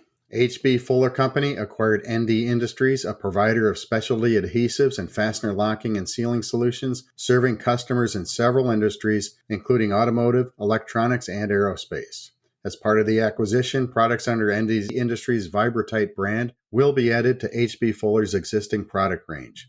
H.B. Fuller President and CEO Celeste Maston says, quote, ND Industries has been a very profitable, family-owned business for several decades and has impressively built one of the most extended product portfolios in the pre-applied fastener industry. Their products are a natural fit with our existing market segments and bring new technology to our portfolio, combining the benefits of an adhesive and mechanical fastener within extremely demanding applications, resulting in powerful advantages for customers, end quote. Functions provided by ND materials applied on fasteners and assemblies include locking, sealing, masking, lubricating, and noise and vibration dampening. ND also has a network of processing centers providing in-house engineered coating application services. Richard Wallace, chairman of ND Industries Incorporated, added, quote, with more than 55 years of excellence and a strong customer base, ND Industries has been at the forefront of technological advancements for decades. Both companies have worked closely over the past several months to ensure a smooth transition and share many of the same values, including close customer collaboration and innovating with speed, end quote. ND generated around $70 million in sales in 2023, and the new business, which includes 5 USA locations and 300 employees, will operate within H.B. Fuller's existing engineered adhesives business unit. Founded in 1887 with 2023 revenues of $3.5 billion US, H.B. Fuller has customers in more than 30 market segments in 140 countries and 7,000 global employees. See the full story on the cover page of the June 17, 2024 issue of the Fastener News Report and on page 118 of the June-July 2024 issue of Fastener Technology International Magazine, both available online at fastenertech.com. Next up, today's Fastener Newsmaker headlines. In corporate news, AFC Industries acquired Meg Technologies Incorporated, also known as MTI. Alabama Aerospace, a Birmingham fastener company, expanded into California with a new facility. Boomax appointed Fuller Fasteners as its master distribution partner for Canada. Portland Bolt added manufacturing space, and it acquired Southern Anchor Bolt Company. Bolton Nut Manufacturing Limited, also known as BNML, invested in a new thread roller. Linfast Solutions Groups launched a new e-commerce B2B website. Heron Corporation acquired riveting assets from AKH. Martin Supply won a Supplier Excellence Award from Hunter Engineering Company. Nova Stone Capital Advisors in Switzerland acquired 100% of Mecavet in Italy. Sunco Industries introduced a newsletter and an English website. Align Aerospace received a Pratt & Whitney Award, and Lockmore launched a redesigned website. In personnel news, Advanced Components promoted Ryan Wakehoff to Director of Business Development. Simpson Manufacturing announced Udit Mehta as Chief Technology Officer, and ASTM International Committee F-16 awarded Chad Larson, President of Lejeune Bolt, its highest honor, the Award of Merit, recognizing him for distinguished service and participation in ASTM committee activities. You can get details on all of these stories and more in Fastener Technology International Magazine and the Fastener News Report monthly newsletter, both available online at fastenertech.com. Next up, and before we turn to the back page report, we have Marco Rodriguez, Director of Industrial Distribution at Moore Partners, with his latest quarterly industrial real estate roundup covering several fastener distribution markets across the USA. This is Marco Rodriguez with Moore Partners. I thought I would do a little something different for this episode's quarterly update and provide more context and commentary. Not unlike the FDI and FLI, providing pure data without an explanation can sometimes be confusing. So I'll elaborate on the source of my data and what it means for your industrial distributor audience. Our research department uses a proprietary subscription service which tracks nearly every commercial building in the United States, Canada, and a few overseas markets. This service provides detailed price and rental rate information, analytics, and reports on these buildings. To keep our analysis brief, we're only reporting on 7 major industrial markets: Atlanta, Chicago, Dallas-Fort Worth, Inland Empire, California, Los Angeles, and New York. In these 7 markets, annual rents range from $9.22 a square foot in Atlanta to $20.34 per square foot in Miami. All these markets have shown increases with respect to the same period last year. And with the exception of Los Angeles, all are higher than the previous quarter. Now, most industrial distributors don't purchase warehouses, but we track sales prices because it is one of the primary factors that landlords use to determine how much rent to charge their tenants. And again, all major markets except LA increased over the last 12 months. Prices range from $105 a square foot in Atlanta to $320 a square foot in Los Angeles. Now, this increase is strange because we actually saw a 0.5% increase in available warehouse space called vacancy. Vacancy rates rose from 4.8% at the end of 2023 to 5.2%. Similar to what many people are seeing in the residential real estate market, asking prices haven't quite come to grips with the uptick in vacancy.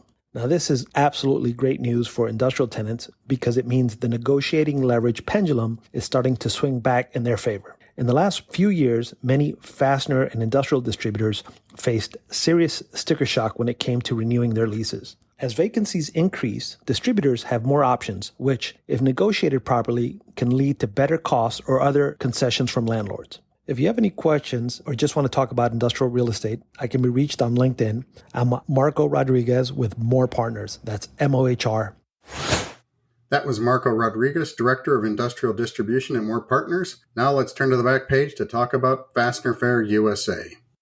My solid incoming expectations for Fastener Fair USA were exceeded this year, and the human factor that I talked about on the most recent back page report was prominently on display in Cleveland, Ohio last month. It was found not only in the larger-than-ever exhibit floor and in the learning theater, sessions, and panels, but at unique hospitality and events, including ones hosted by the North Coast Fastener Association, Brighton Best International, the FCH Sourcing Network, and Fully Threaded Radio.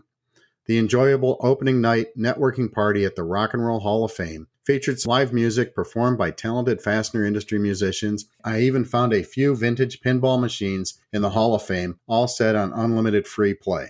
At the end of May, Fully Threaded Radio published a good and enjoyable special report on the show, in which it hailed the event as, quote, a huge success and a boatload of fun, end quote. And show management had this to say, quote, a huge thank you to everyone who joined us at Fastener Fair USA 2024 in Cleveland and helped make the show a success. We had an amazing time connecting with all of you and look forward to seeing you again at Fastener Fair USA 2025, taking place in Nashville on May 28 and 29, 2025. Stay tuned for more info, end quote. For me personally, it was good to see Northeast Ohio shining in the spotlight and provide a great venue, friendly service, and good attendance. I enjoyed 3 straight nights of hospitality and networking in some exceptional Ohio weather, as well as 2 days of walking the attractive exhibit floor and sitting in on the informative educational sessions. I really enjoyed every panel session, and some of my favorite paraphrase comments included, but are not limited to, the following ones that made it into my notebook. Population and transitions drive growth and investment, which means more fasteners. From John Zhu, Brighton Best International. The electric grid is a fuse that is going to blow, from Charlie Kerr, Kerr Lakeside. As a distributor, you can't have enough suppliers, from Robbie Gilchrist, Gilchrist Associates. And finally, one more, also from John Zhu of Brighton Best International. Find me another country like the USA. There's no place like it.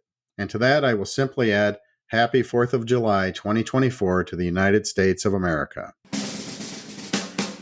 This has been Mike McNulty of Fastener Technology International, bringing you the Fastener News Report. Please send your news, pictures, comments, corrections, or complaints to me at mcnulty@fastenertech.com.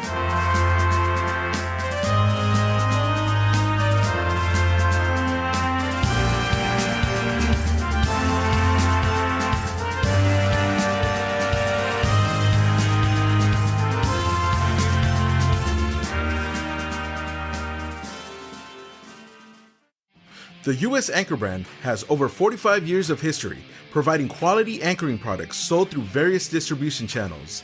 The product range is comprehensive, including light, medium, and heavy-duty offerings, ideal for construction and industrial applications. Our flagship Ultra Wedge Plus wedge anchor has obtained the prestigious ICC-ES approval for cracked concrete, as well as the Miami-Dade County approval. The state of Florida, city of LA, and state of California have all approved the Ultra Wedge Plus. Tested, tried, and true. We are Brighton Best International. Are you tired of empty promises from software vendors? Are you paying for support that you're not receiving? Is it time for another paid upgrade? There is a solution. InSequel delivers quality software designed for the fastener industry at an affordable price with industry-leading support. Quality software, affordable pricing, industry-leading support. Only InSequel can deliver all three. www.inxsql.com.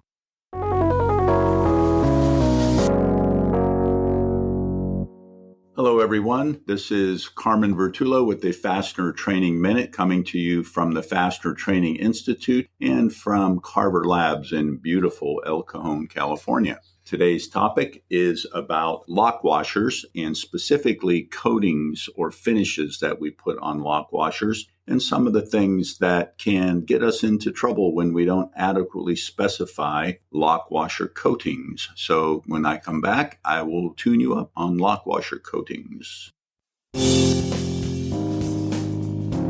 Thanks, Carmen. Hello, everybody. I am Jo Morris with the Fastener Training Institute. We have a ton of fastener training classes to kickstart your summer. First, Carmen and I are currently presenting a brand new live webinar series on fastener basics. This is the class really that absolutely everybody in our industry should watch. If you have new hires, you're cross-training, or you're promoting from within, your team absolutely has to understand the basics of our industry. We just completed parts 1, 2, and 3, so I'll send you the recordings. But please join us for part 4 on June 27th. In this series, we're teaching all about drives, screw threads, platings, coatings, how to call out parts, and a whole bunch more. I mean, we're talking rivets, pins, anchors, everything. Again, these are great for newbies. It's a great refresher course for your entire team. Some other exciting news for the summer is that we are starting our single-day Certified Fastener Specialist courses resuming late summer. We've chatted at length about how great Fastener Training Week is, and it really is, but not everybody has a full week to take off. So we're offering students the ability to take single classes, every class individually, 1 per month, to obtain their Certified Fastener Specialist designation. So we're going to be starting with a full-day class on specs and terms, followed by understanding the bolted joint, dimensional and material specifications, then fastener quality assurance, followed by fastener testing, followed by some tours of some great fastener manufacturing plants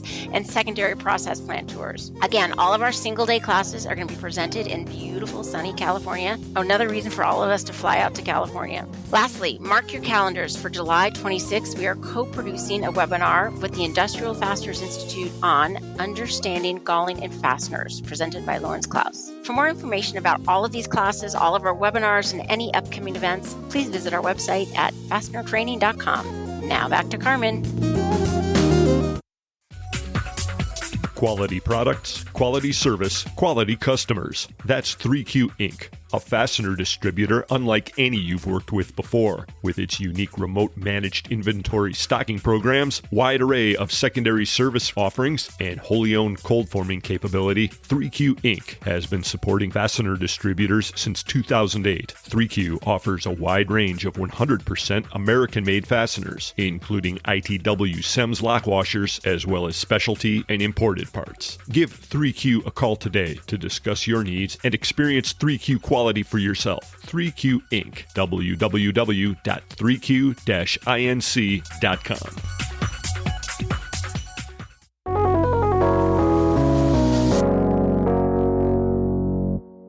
Welcome back, everybody. We're talking about lock washer coatings today. And when I say lock washers, I'm specifically talking about split lock washers, toothed lock washers. I would even go so far as to say, even though it's not a lock washer, technically conical hardened washers. And we're basically, when we say split lock and toothed lock and conical washers, we're talking about hard steel washers.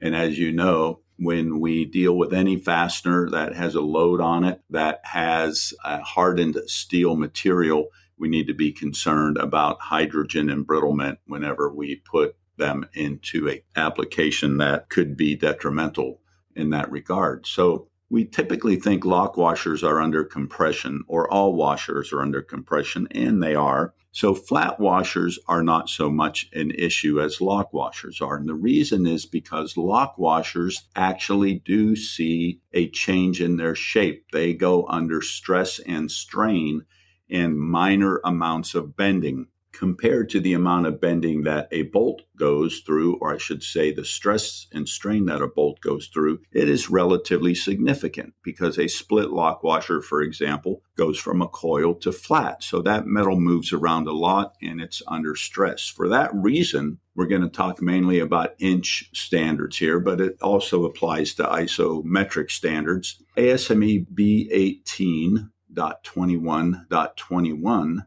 is where these lock washer standards are referenced, and they specifically warn us against electroplating hardened helical spring lock washers and toothed lock washers because they both will suffer some amount of distortion on installation. Now, it's very common to see both of these types of washers electroplated. it's better to use some non-electroplated finish, which is very common for split lock washers, which would be mechanical zinc. Also for conical washers, we see mechanical zinc. Not so much for the tooth lock washers. We still see those primarily electroplated zinc. They're nice shiny silver or shiny gold if it's yellow zinc, which, by the way, those very nice looking spangly tooth lock washers make great earrings, and they also make great Christmas tree ornaments in the larger size. Ask me how I know. I've worn those earrings and I've hung those Christmas tree ornaments. They work out great. But you have to be careful that you don't end up with hydrogen embrittlement if you choose to electroplate them. And the standard, the B18.21 standard, is very clear.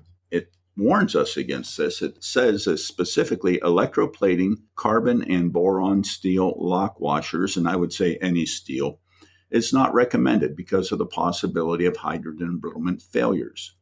When the purchaser specifies electroplated lock washers, they must be baked after plating using times and temperatures suitable for relieving potential trapped hydrogen. Goes on to say, all lots of electroplated lock washers shall be tested by compressing them to the flat condition for a minimum of 48 hours, within which time they must not fracture.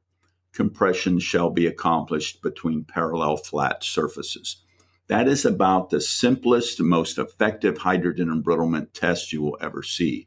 Very easy to do. You just stack them on a bolt, 8 or 10 at a time, and you snug them down with a nut until they're flat.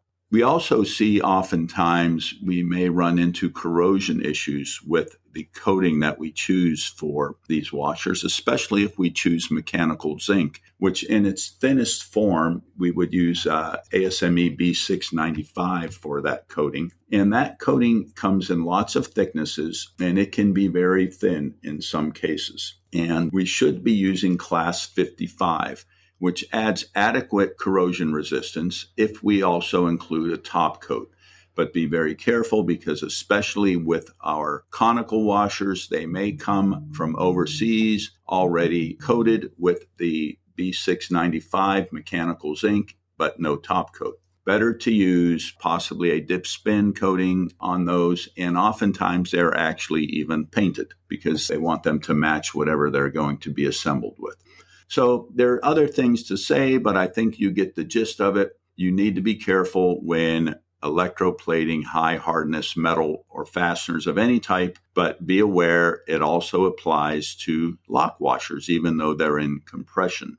I would extend this to hardened flat washers such as ASTM F436 washers, even though those are not subject to bending. However, if you happen to put them on a larger hole or you put them across a slot, they can experience the kind of bending that could cause hydrogen embrittlement failures to occur, and I've seen it. That's why I'm telling you about it. Well, that's about all there is to say, and possibly all there is to know about the cautions you need to follow when putting coatings on hardened steel lock washers and flat washers. This has been Carmen Vertullo with the Fastener Training Minute. Thanks for listening.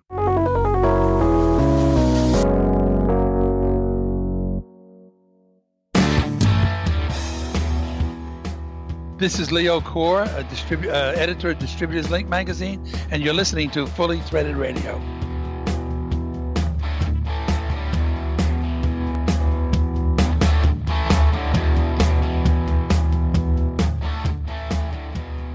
Brian and Eric back with you. It's time for the main event. This time we've got Al Bate with us. He's the vice president of sales over there at All America Threaded Products. They're a prime manufacturer of a wide range of quality threaded products based in Denver. Al, how are you, man? I'm really good, my friend, and a pleasure to be on. Oh, it's our pleasure. Okay. We don't usually have people with true accents here. I detected a Kiwi. We'll get onto the subject of rugby shortly. No. We'll leave that one for a while. Okay? I was wondering how long all that was going to take to unfold, but happened right away. Well, we've talked with you a little bit off and on here. Finally got you on. Please, for the folks who haven't met you yet, although you've been in the industry going on 40 years, give us a thumbnail and we'll dive into some conversation. Sure. Well, as you say, been in the fastener industry for about best part of 40 years. As you can tell from the accent, originally a bit further east, all the way across the Atlantic. So worked throughout the UK in the fastener industry, and then spent several years managing teams across mainland Europe. And then in 2008, my family and I emigrated to the US, and I've stayed in the fastener industry ever since, in one shape or form or another. Currently, as you mentioned, I'm VP of Sales for All America Threaded Products, and I'm based here in Lancaster, PA. Well, you've had quite a breadth of experiences in the fastener industry. It's one of the reasons we wanted to talk to you. Of course, we'll hear all about what's going on over at All America as well.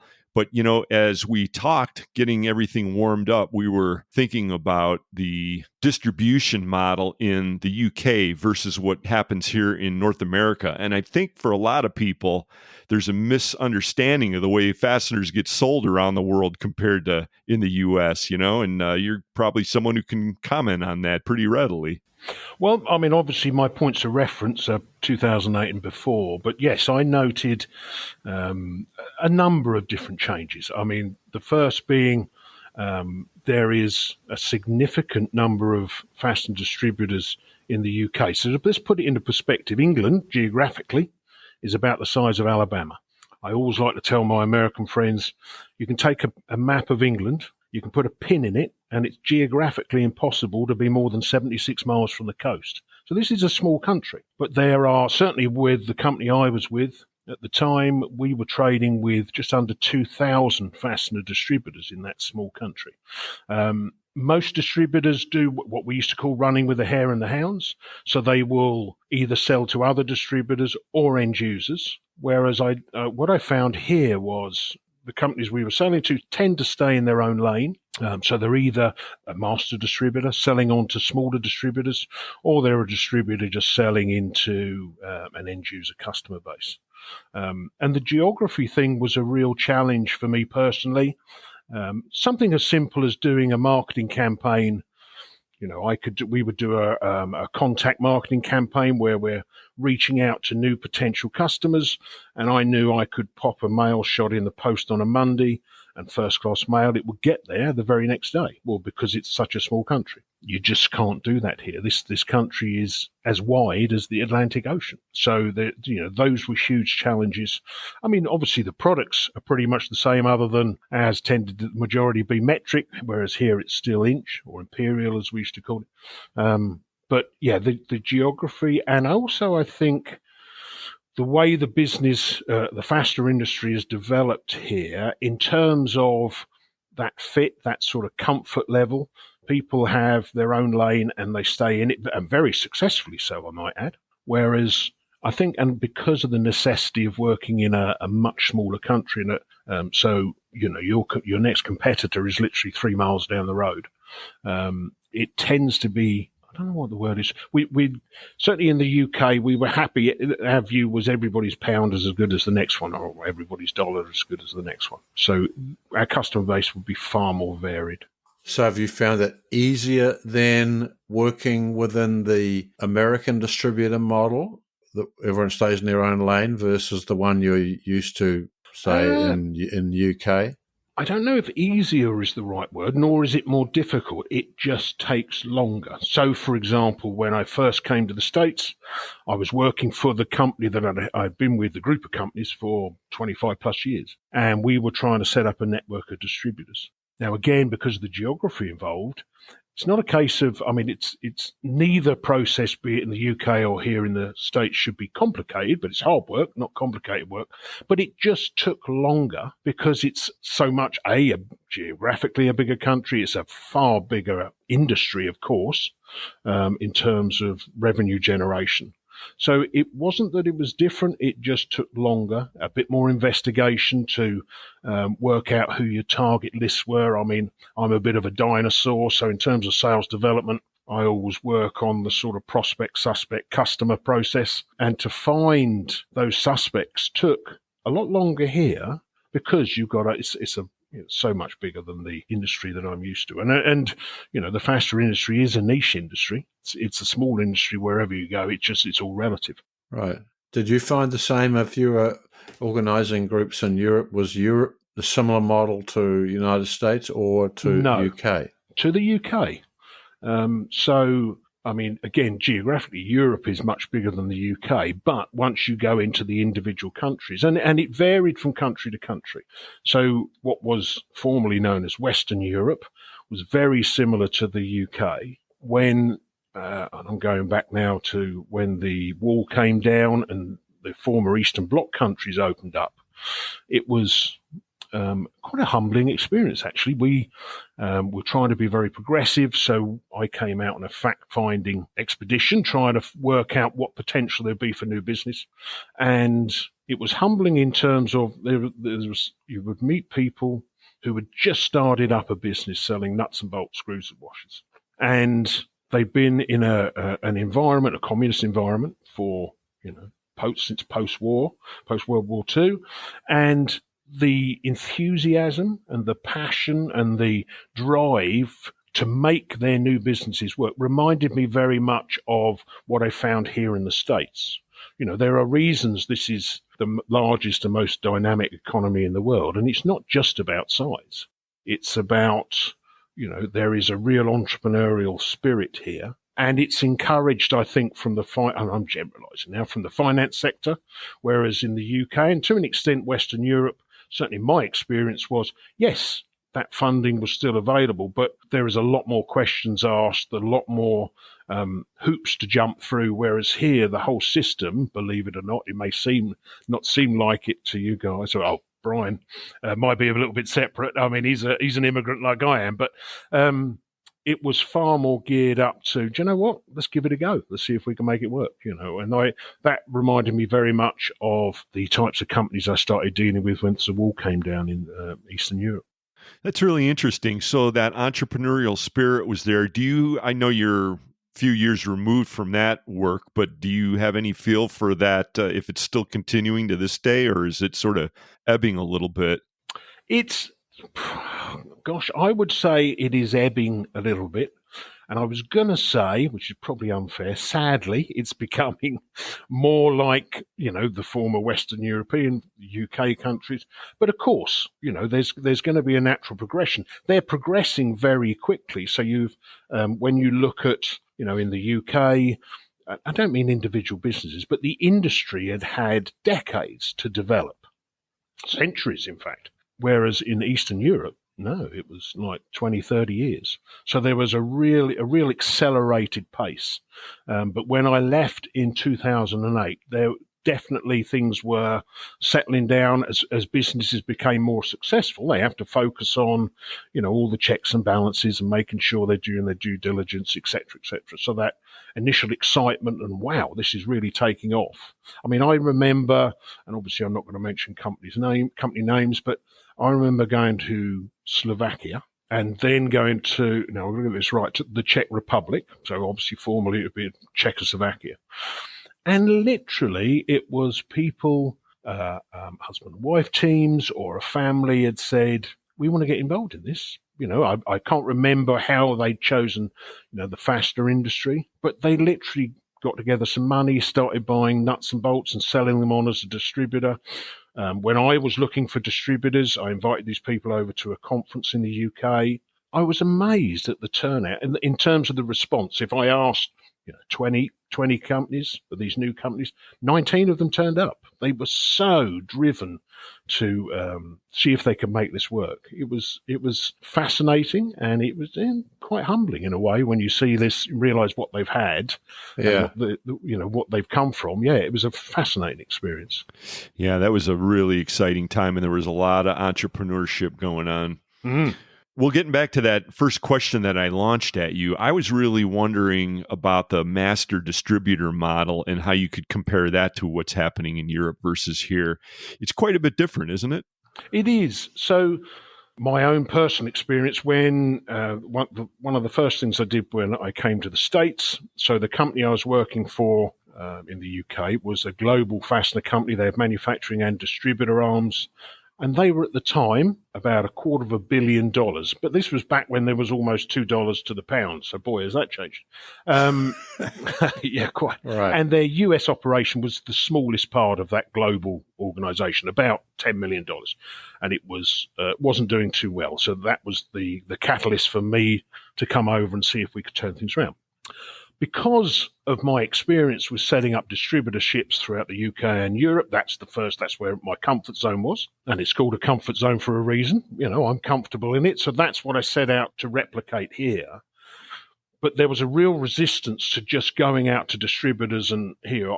People said, no, I want to be a master distributor. I want you to heavily discount the product to me, and I'll then sell on to the second and third tier distributors.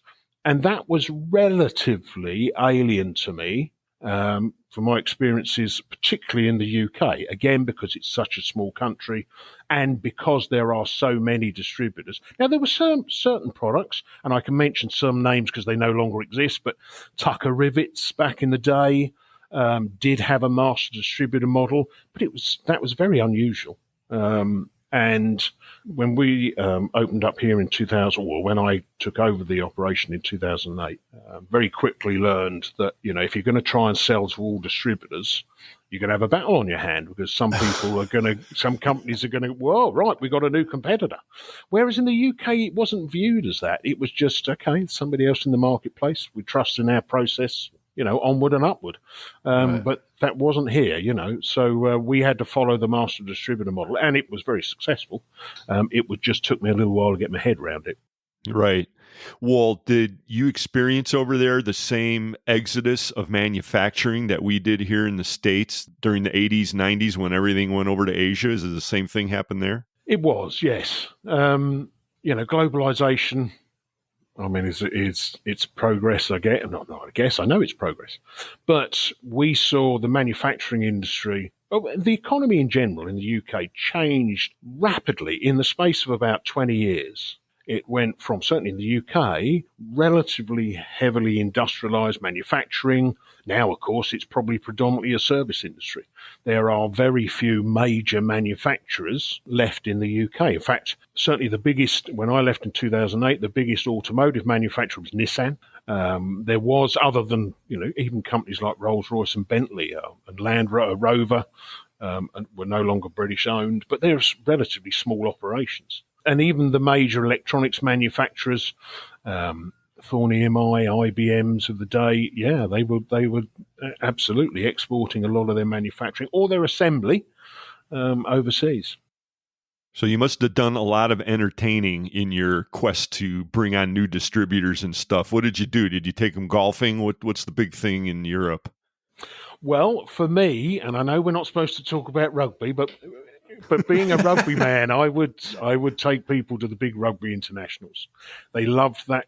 And you've got to remember, the UK, Europe, football, soccer, as you guys called it, is by far and away the biggest sport. And if you go back as far as the 70s, it wasn't too pleasant to go to some games. It could be, you know, to the point of violence. And there's still to this day, when you compare the two, you know, football or soccer is very tribal. So certainly not aggressive, or I mean, it is aggressive. It's not violent anymore, but the fans are kept separate, and you can be literally physically exhausted if you go to watch a soccer match. You know, the energy levels are huge. Whereas rugby is very different. It's about, we always used to joke that soccer is a game played by gentlemen, watched by hooligans, whereas rugby is a game played by hooligans and watched by gentlemen. So that's good. Taking customers along to sit, have a few beers. I knew so we have a national stadium in the west of London that's just for rugby. It's about an 80,000 seater, and there's a couple of little, almost cubbyhole restaurants. One was a former detached house, and on game day it would appear the business is locked up, but if you went round the back and knocked on a door, they'd open a little shutter. It was almost like a caricature of some 1950s spy film or something, and you would be let in, and of course customers thought this was wonderful, you know? And then consuming even more alcohol, you know, until the crowds died down. I mean, it was, yeah, that typically. I'm not a golfing man. We used to hold golf tournaments for customers. And I've always played sport, or not anymore, but certainly played rugby to my late 30s. As a kid, played footy. My wife had said, well, you've always wanted to take up golf. I said, sweetie, you're never going to see me. If you give me a set of golf clubs, what with the rugby and the training and then so no, I never got round to playing. And maybe I will one day when my knees and hips finally allow me. Right.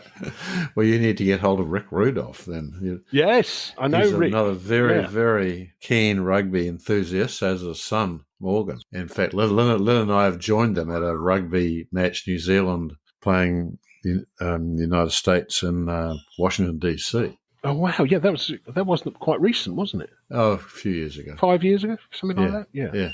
No, I know Rick, yes. So he and I have met cross paths normally when beer is being consumed. And again, I won't go into detail, but after 1 or 4 pints, we were comparing rugby injuries and scars, and my wife looked at me with disgust and just walked off.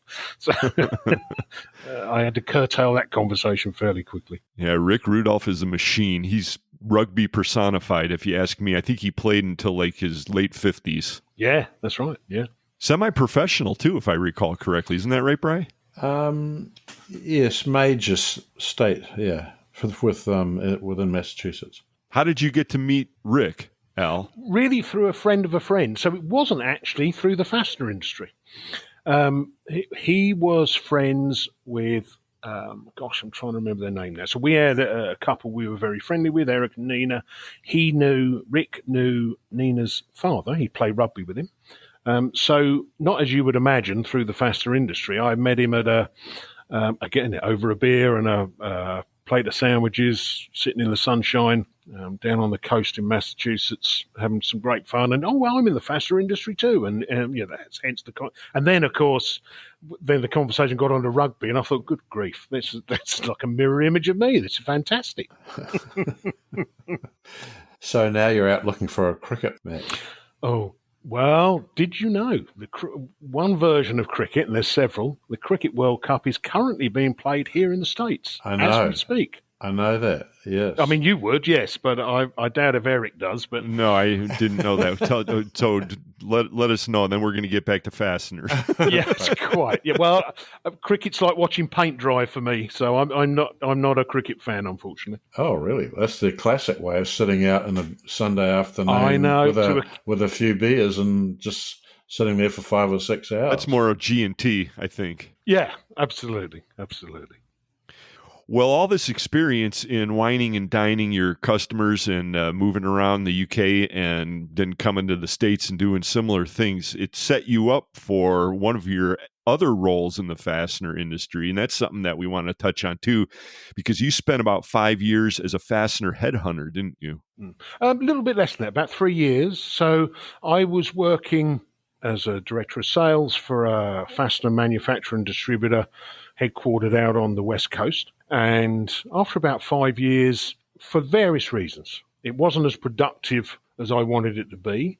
And so we parted ways. My wife, so this was in 2016, I believe.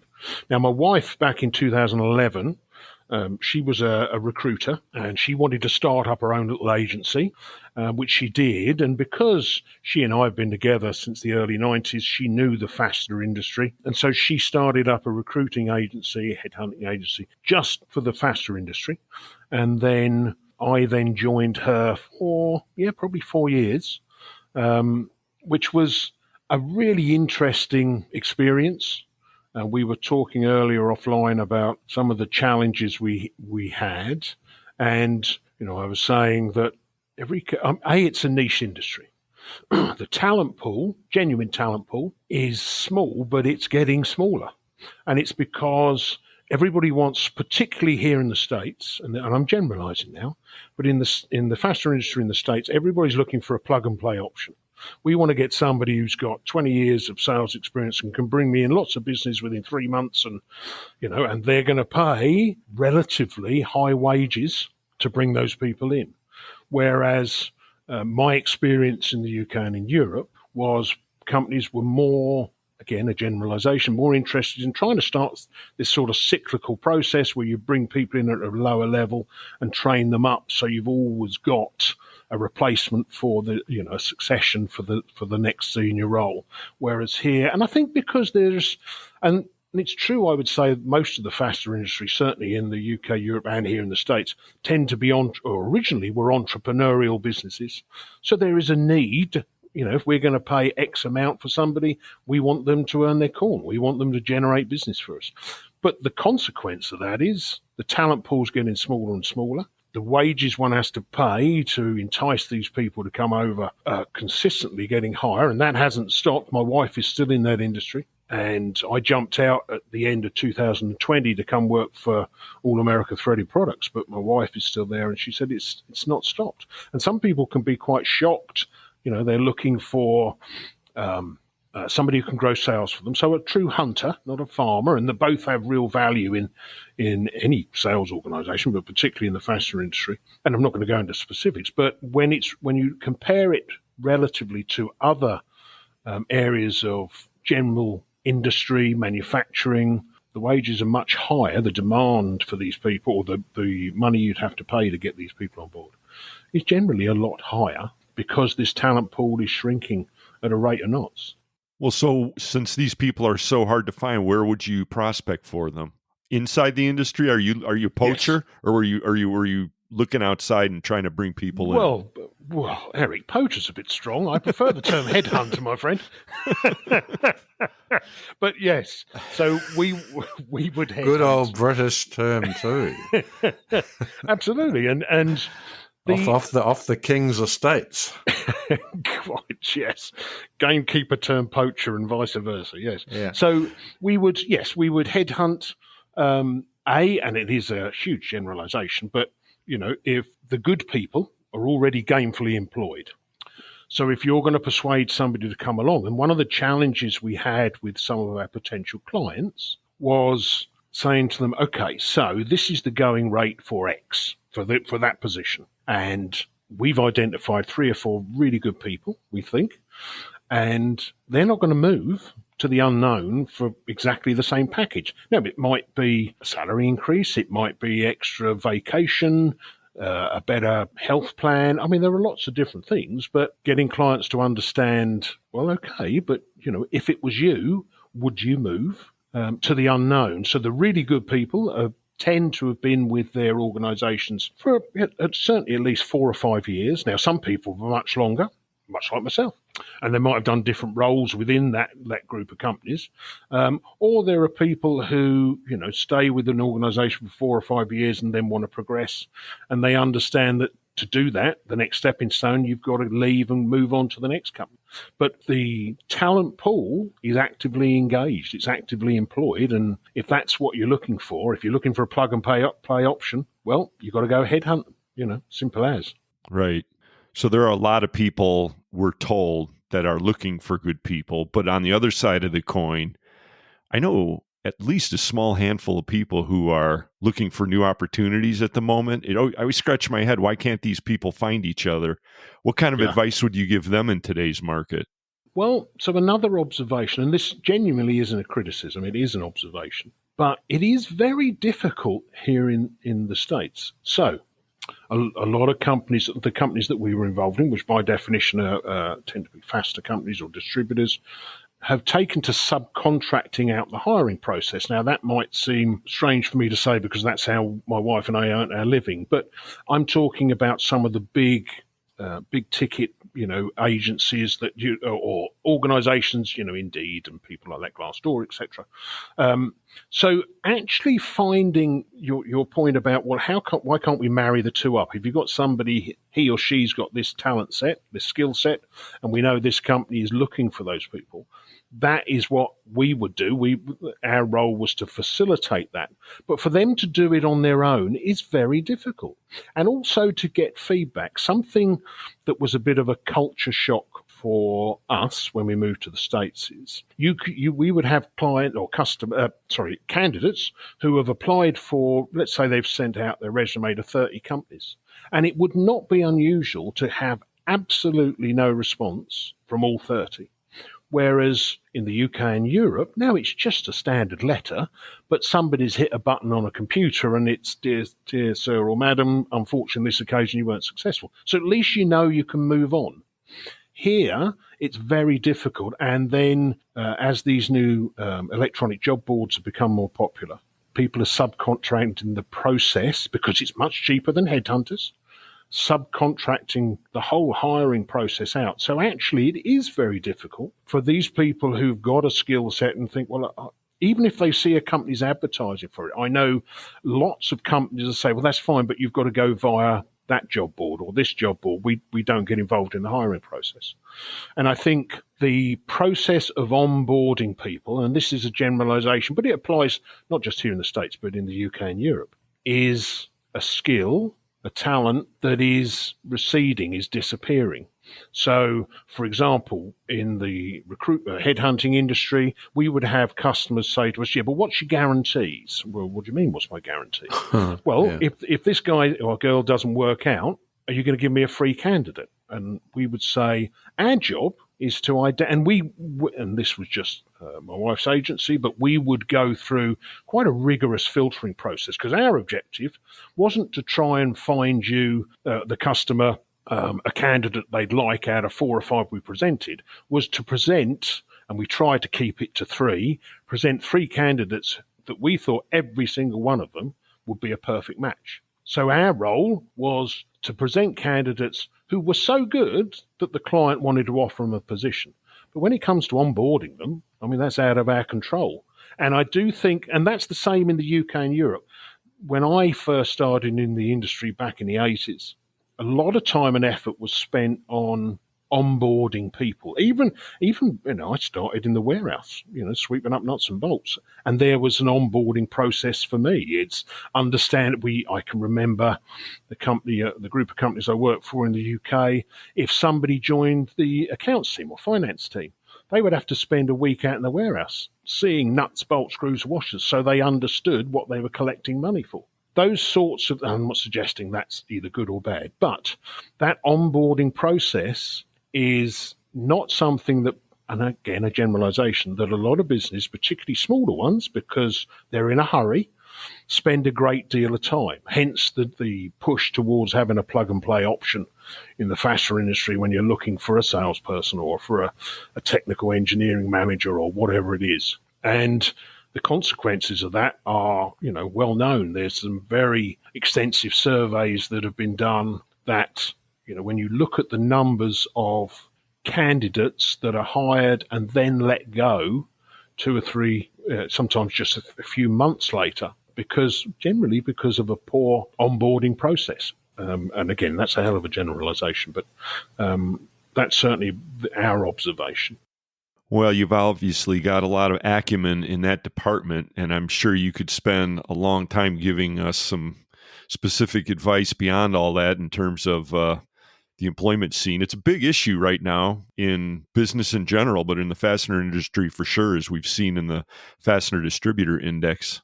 Well, you're a hunter these days of a different kind. Now you're looking for sales, and that's for all America. So tell us how that's going. What are you seeing in the market, and who are you hunting for? So I joined All America Threaded Products, or AATP, in October 2020, initially as the National Sales Manager. And then now I'm last year I was promoted to VP of Sales. And my role is, unsurprisingly, sales and margin generation. And one of the things, and I would say this, of course, but one of the things that's rather exciting that we're doing at the moment is we're launching a new product range into the marketplace in July called Great Rod. And it's a range of high tensile threaded rods, a full range. So one of the challenges with high tensile threaded rods is over a certain length, it's very difficult to get the heat treatment process to the point where it doesn't warp the rod. So we know we're not the only people selling high tensile threaded rod. We believe we're the only people who will be selling a full range, particularly with longer lengths all the way up to 12 foot. So we're launching that in July. We've just started doing an extensive marketing campaign. It's an extensive range from 3/8 in diameter all the way up to 1 inch, and from lengths 1, 2, 3, 6, and 12 feet. and then we'll expand on that as we see where the market demand is and what customers are looking for. But the catalyst for this was about 2 years ago-ish. We were getting a lot of inquiries for grade 8, which you've been in the fastener industry, that's a generic term for, I believe it's JS429. It's a high tensile spec. And we, like every other manufacturer out there, simply couldn't do it. We originally looked at could we work, and we have a very small number of global manufacturing partners, and we talked to them about, we'd be willing to work hand in glove with you, import a range of these. And of course, they were very enthusiastic to start with, but encountered exactly the same issues that we did when we were trying to make it, and that didn't work. So we've now got this range of high tensile rods, fully certifiable to ASTM A354 grade BD. It is a comparable and a genuine comparable product to grade 8. It is as strong as grade 8.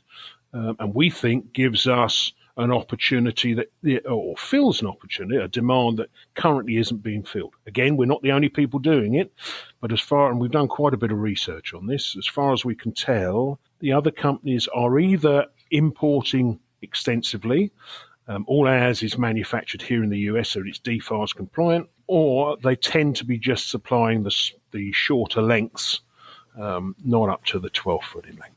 So, that's kind of exciting. And just one of the things, we often talk about, not just in the fastener industry, but in any industry, it's great when you launch a brand new product. But it's very rare to have something that you can genuinely say, as far as we're aware, nobody else is doing this in terms of a full range. So right. with my salesman's hat on, that is quite exciting. I've been doing this a very long time, and it's only the third time in my career that I've actually had the opportunity to be involved with genuinely launching something that will be filling a demand that previously couldn't be filled. So that's kind of exciting. Yeah. So what markets are you selling into, Al? Predominantly the distributor trade. We have a very small number of end user customers, but the vast majority, up into the late 90%, and certainly in terms of revenue, it's almost 100% of our business is distributors of all shapes and sizes. We tend not to deal with the true end user. If you're a DIYer looking for a piece of threaded rod, that's not something we get involved in, hence why we're dealing exclusively with the distributor market in the US. Are your distributors requesting more and more American-made product, or are you seeing them come to you because they're on that quest? It depends on the product. So this particular instance I'm referring to, where we're launching this new Great Rod product, so we did a survey. We kept a database of all the inquiries we got. Now, it was a relatively small survey. We had a database of just over 300 companies who'd inquired in a 6-month period for, back then, grade 8 threaded rod. When we did the survey, what I was really surprised by was, I'll get this right, it was something like 280 responded. And normally, you've sure done these sorts of things, if you get a 20% response, it's pretty darn good. Right. So we knew, okay, we're onto something here. There's definitely a demand for this. It took a lot longer than 2 years, than we had hoped for, to get to the point where we have a viable product that we know is going to satisfy that demand. And in matter of fact, at the start of next week, an email letter is going out to those original survey respondents just to update them. So I don't want them to think we've forgotten them, and just to let them know this is what happened. This is what what we were trying to do originally. That didn't work out, but delighted to say we're going to be launching this in July. And I've just then, out of courtesy, I'd like to make them aware before we start our blanket marketing to all our customer base. And it's an interesting question here. What are people specifically requiring grade 8 rod for? What requires grade 8 rod? Well, I'm going to be flippant now and say any application that needs a high-strength rod, because there's not one specific industry. I mean, bear in mind, look, threaded rod is heavily used in the construction industry. Yeah, this is not a precision engineering product. Most people whack a nut on it and stick it in concrete, So the answer to that question is I don't know, but we know there is a significant demand, and it's not like, for instance, this is predominantly used in the automotive industry, or this is predominantly used in aerospace and defense, and I'm not too sure I want to get involved in that sort of marketplace. But the initial catalyst was that response to that survey was, wow, okay, there's a real demand for this, and that hasn't gone away. We still routinely, and I mean daily, get inquiries for, have you got, a grade 8 type threaded rod, all lengths, all sizes, from distributors? And one, I guess, when I mentioned earlier, when I worked in the UK, we called it running with the hare and the hounds, and it was almost equal. About 50% of our business was distributors, 50% was end users. What it did give you was almost an instant insight into true market demand. Dealing with distributors,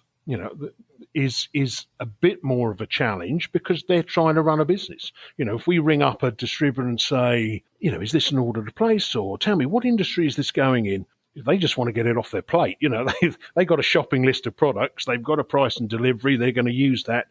Again, a generalization. They don't have the time to sit there and chit-chat about where this is or is not being used, and probably wouldn't want to divulge that anyway. So it's more difficult to tell when, our customer base is almost exclusively distributors. We just don't have access to that information. Yeah, it's an interesting question to me. Now, does it matter particularly? No.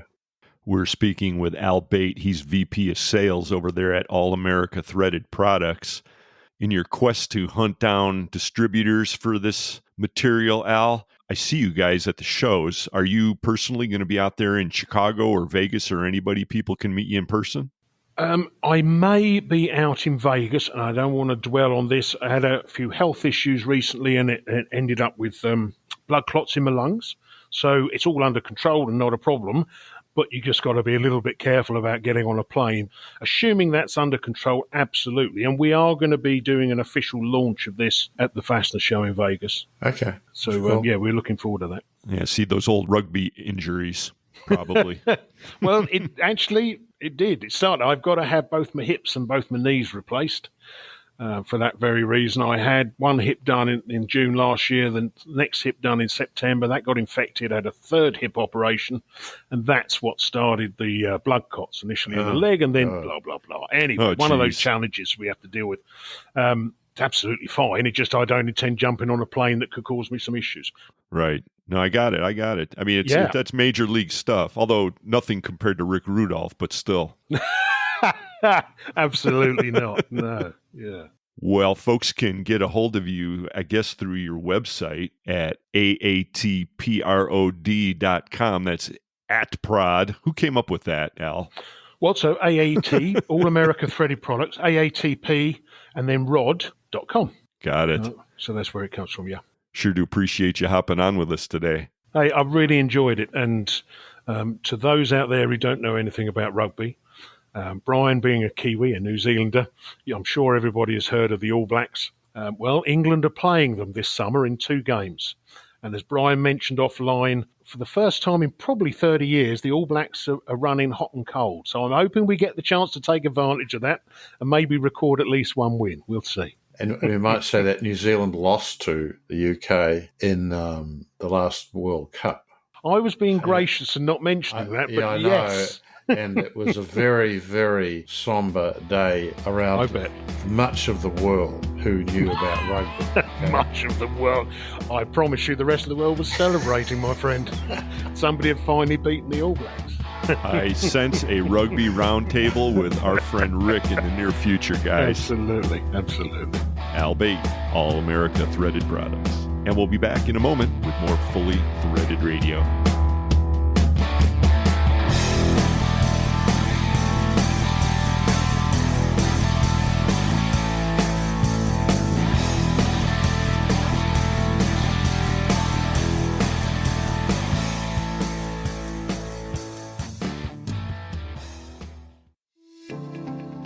GHIII Fasteners is excited to announce our brand new 18-volt lithium-ion cordless battery tools. They are proven, reliable tools ideal for demanding assembly, maintenance, general metalworking and trucking industry applications. GHIII Fasteners, the leading rivet source. Since 1905, Buckeye Fasteners and the Ohio Nut and Bolt Company have been supplying the world with high-quality fasteners. Our standard product lines include weld fasteners, braided weld screws, leg levelers, self-clinching hardware, clevis pins, rivet nuts, and various other fastener lines, allowing us to support virtually all types of industries. BuckeyeFasteners.com. Buckeye Fasteners, more than just weld. With Star Stainless, our personalized service and nationwide network of distribution centers allows you to order rivets, hose clamps, and fasteners from one source. Star continues to be your one-stop shop to consolidate vendors, reduce transactions, and save on shipping costs. Choose Star Stainless for a comprehensive inventory that meets all your hardware needs. Star Stainless Screw Company is a division of Linfast Solutions Group. Hello, friends. This is Preston with PIFI, and you're listening to Brian and Eric on Fully Threaded Radio.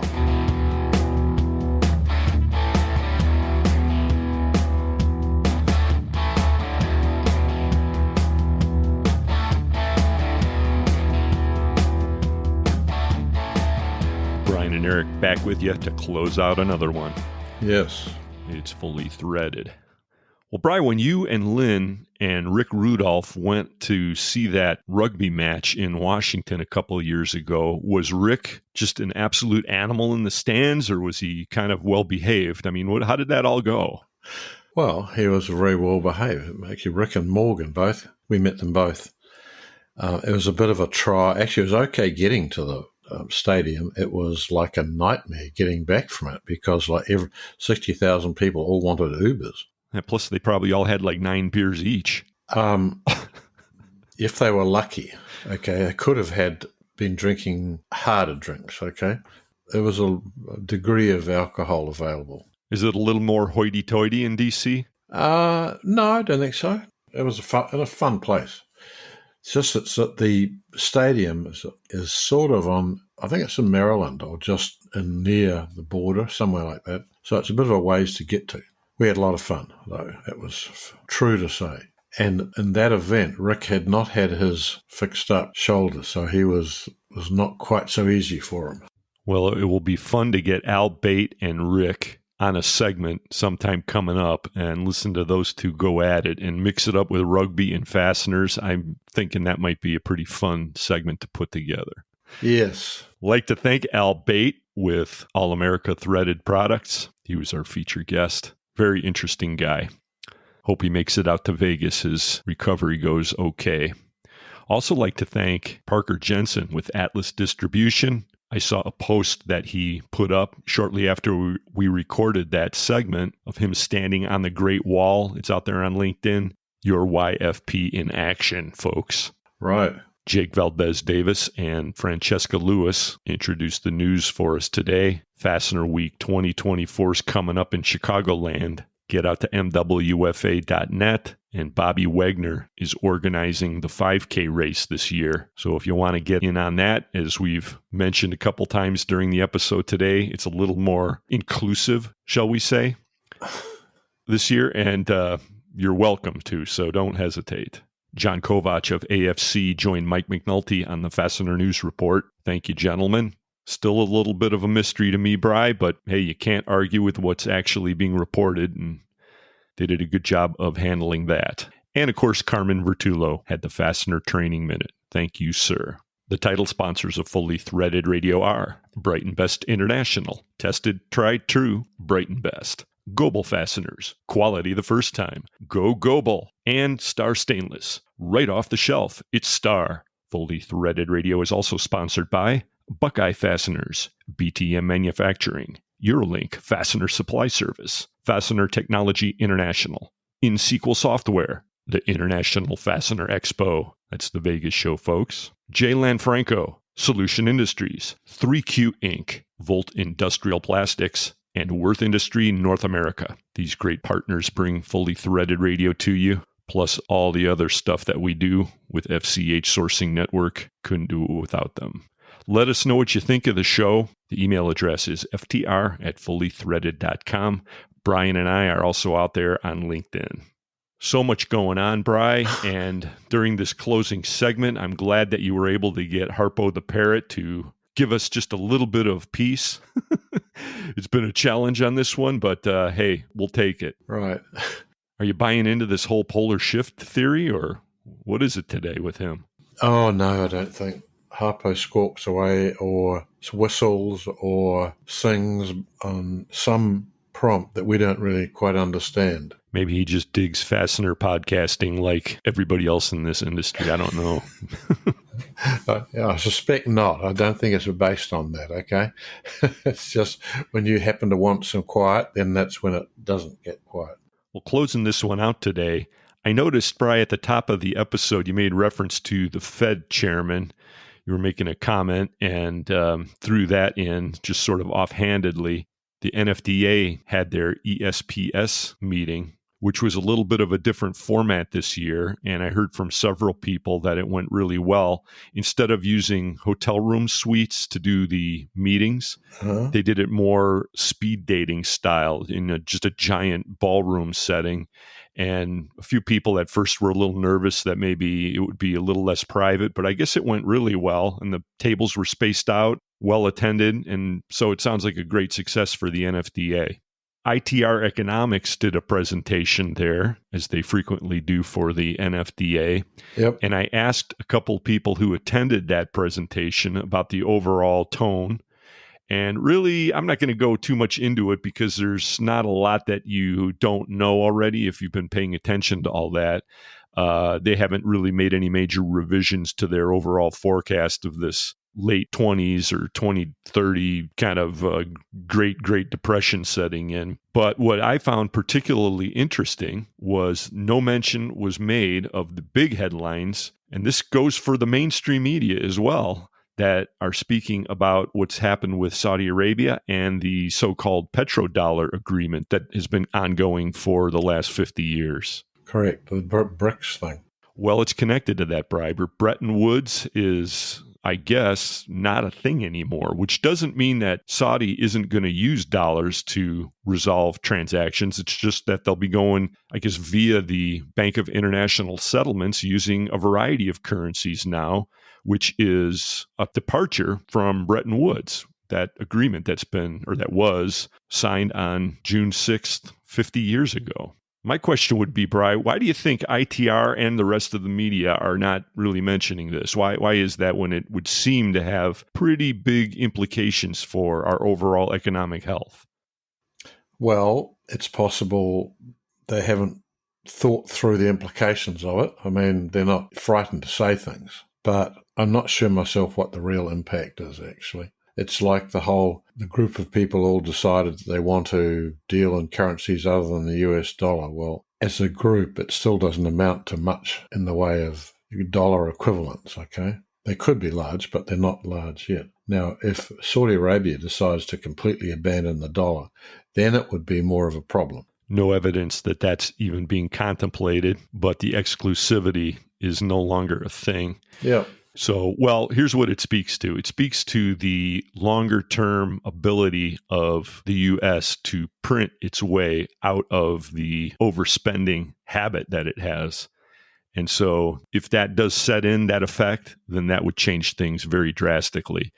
Like Hemingway said in one of his great novels, inquiring about the bankruptcy of a very wealthy person. How did it happen? How did you lose it all? Well, gradually at first and then all at once.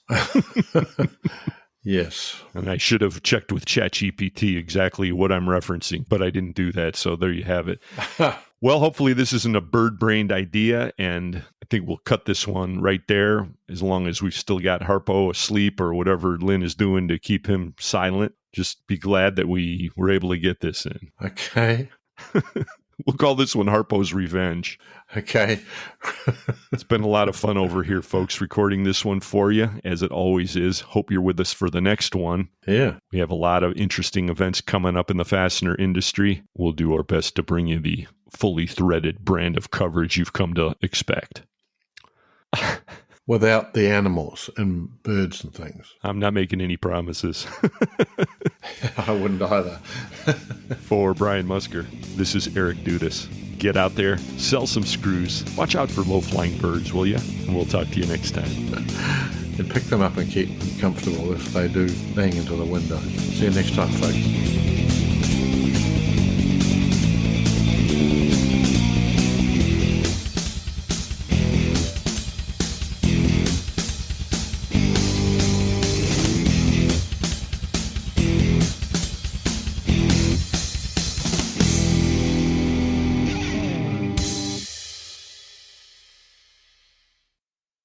Fully Threaded Radio is a production of Fastener's Clearinghouse.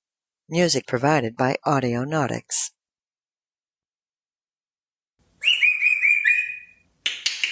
Hey, Bri, you think we could just move the parrot out onto the patio until we get done with this segment? All right.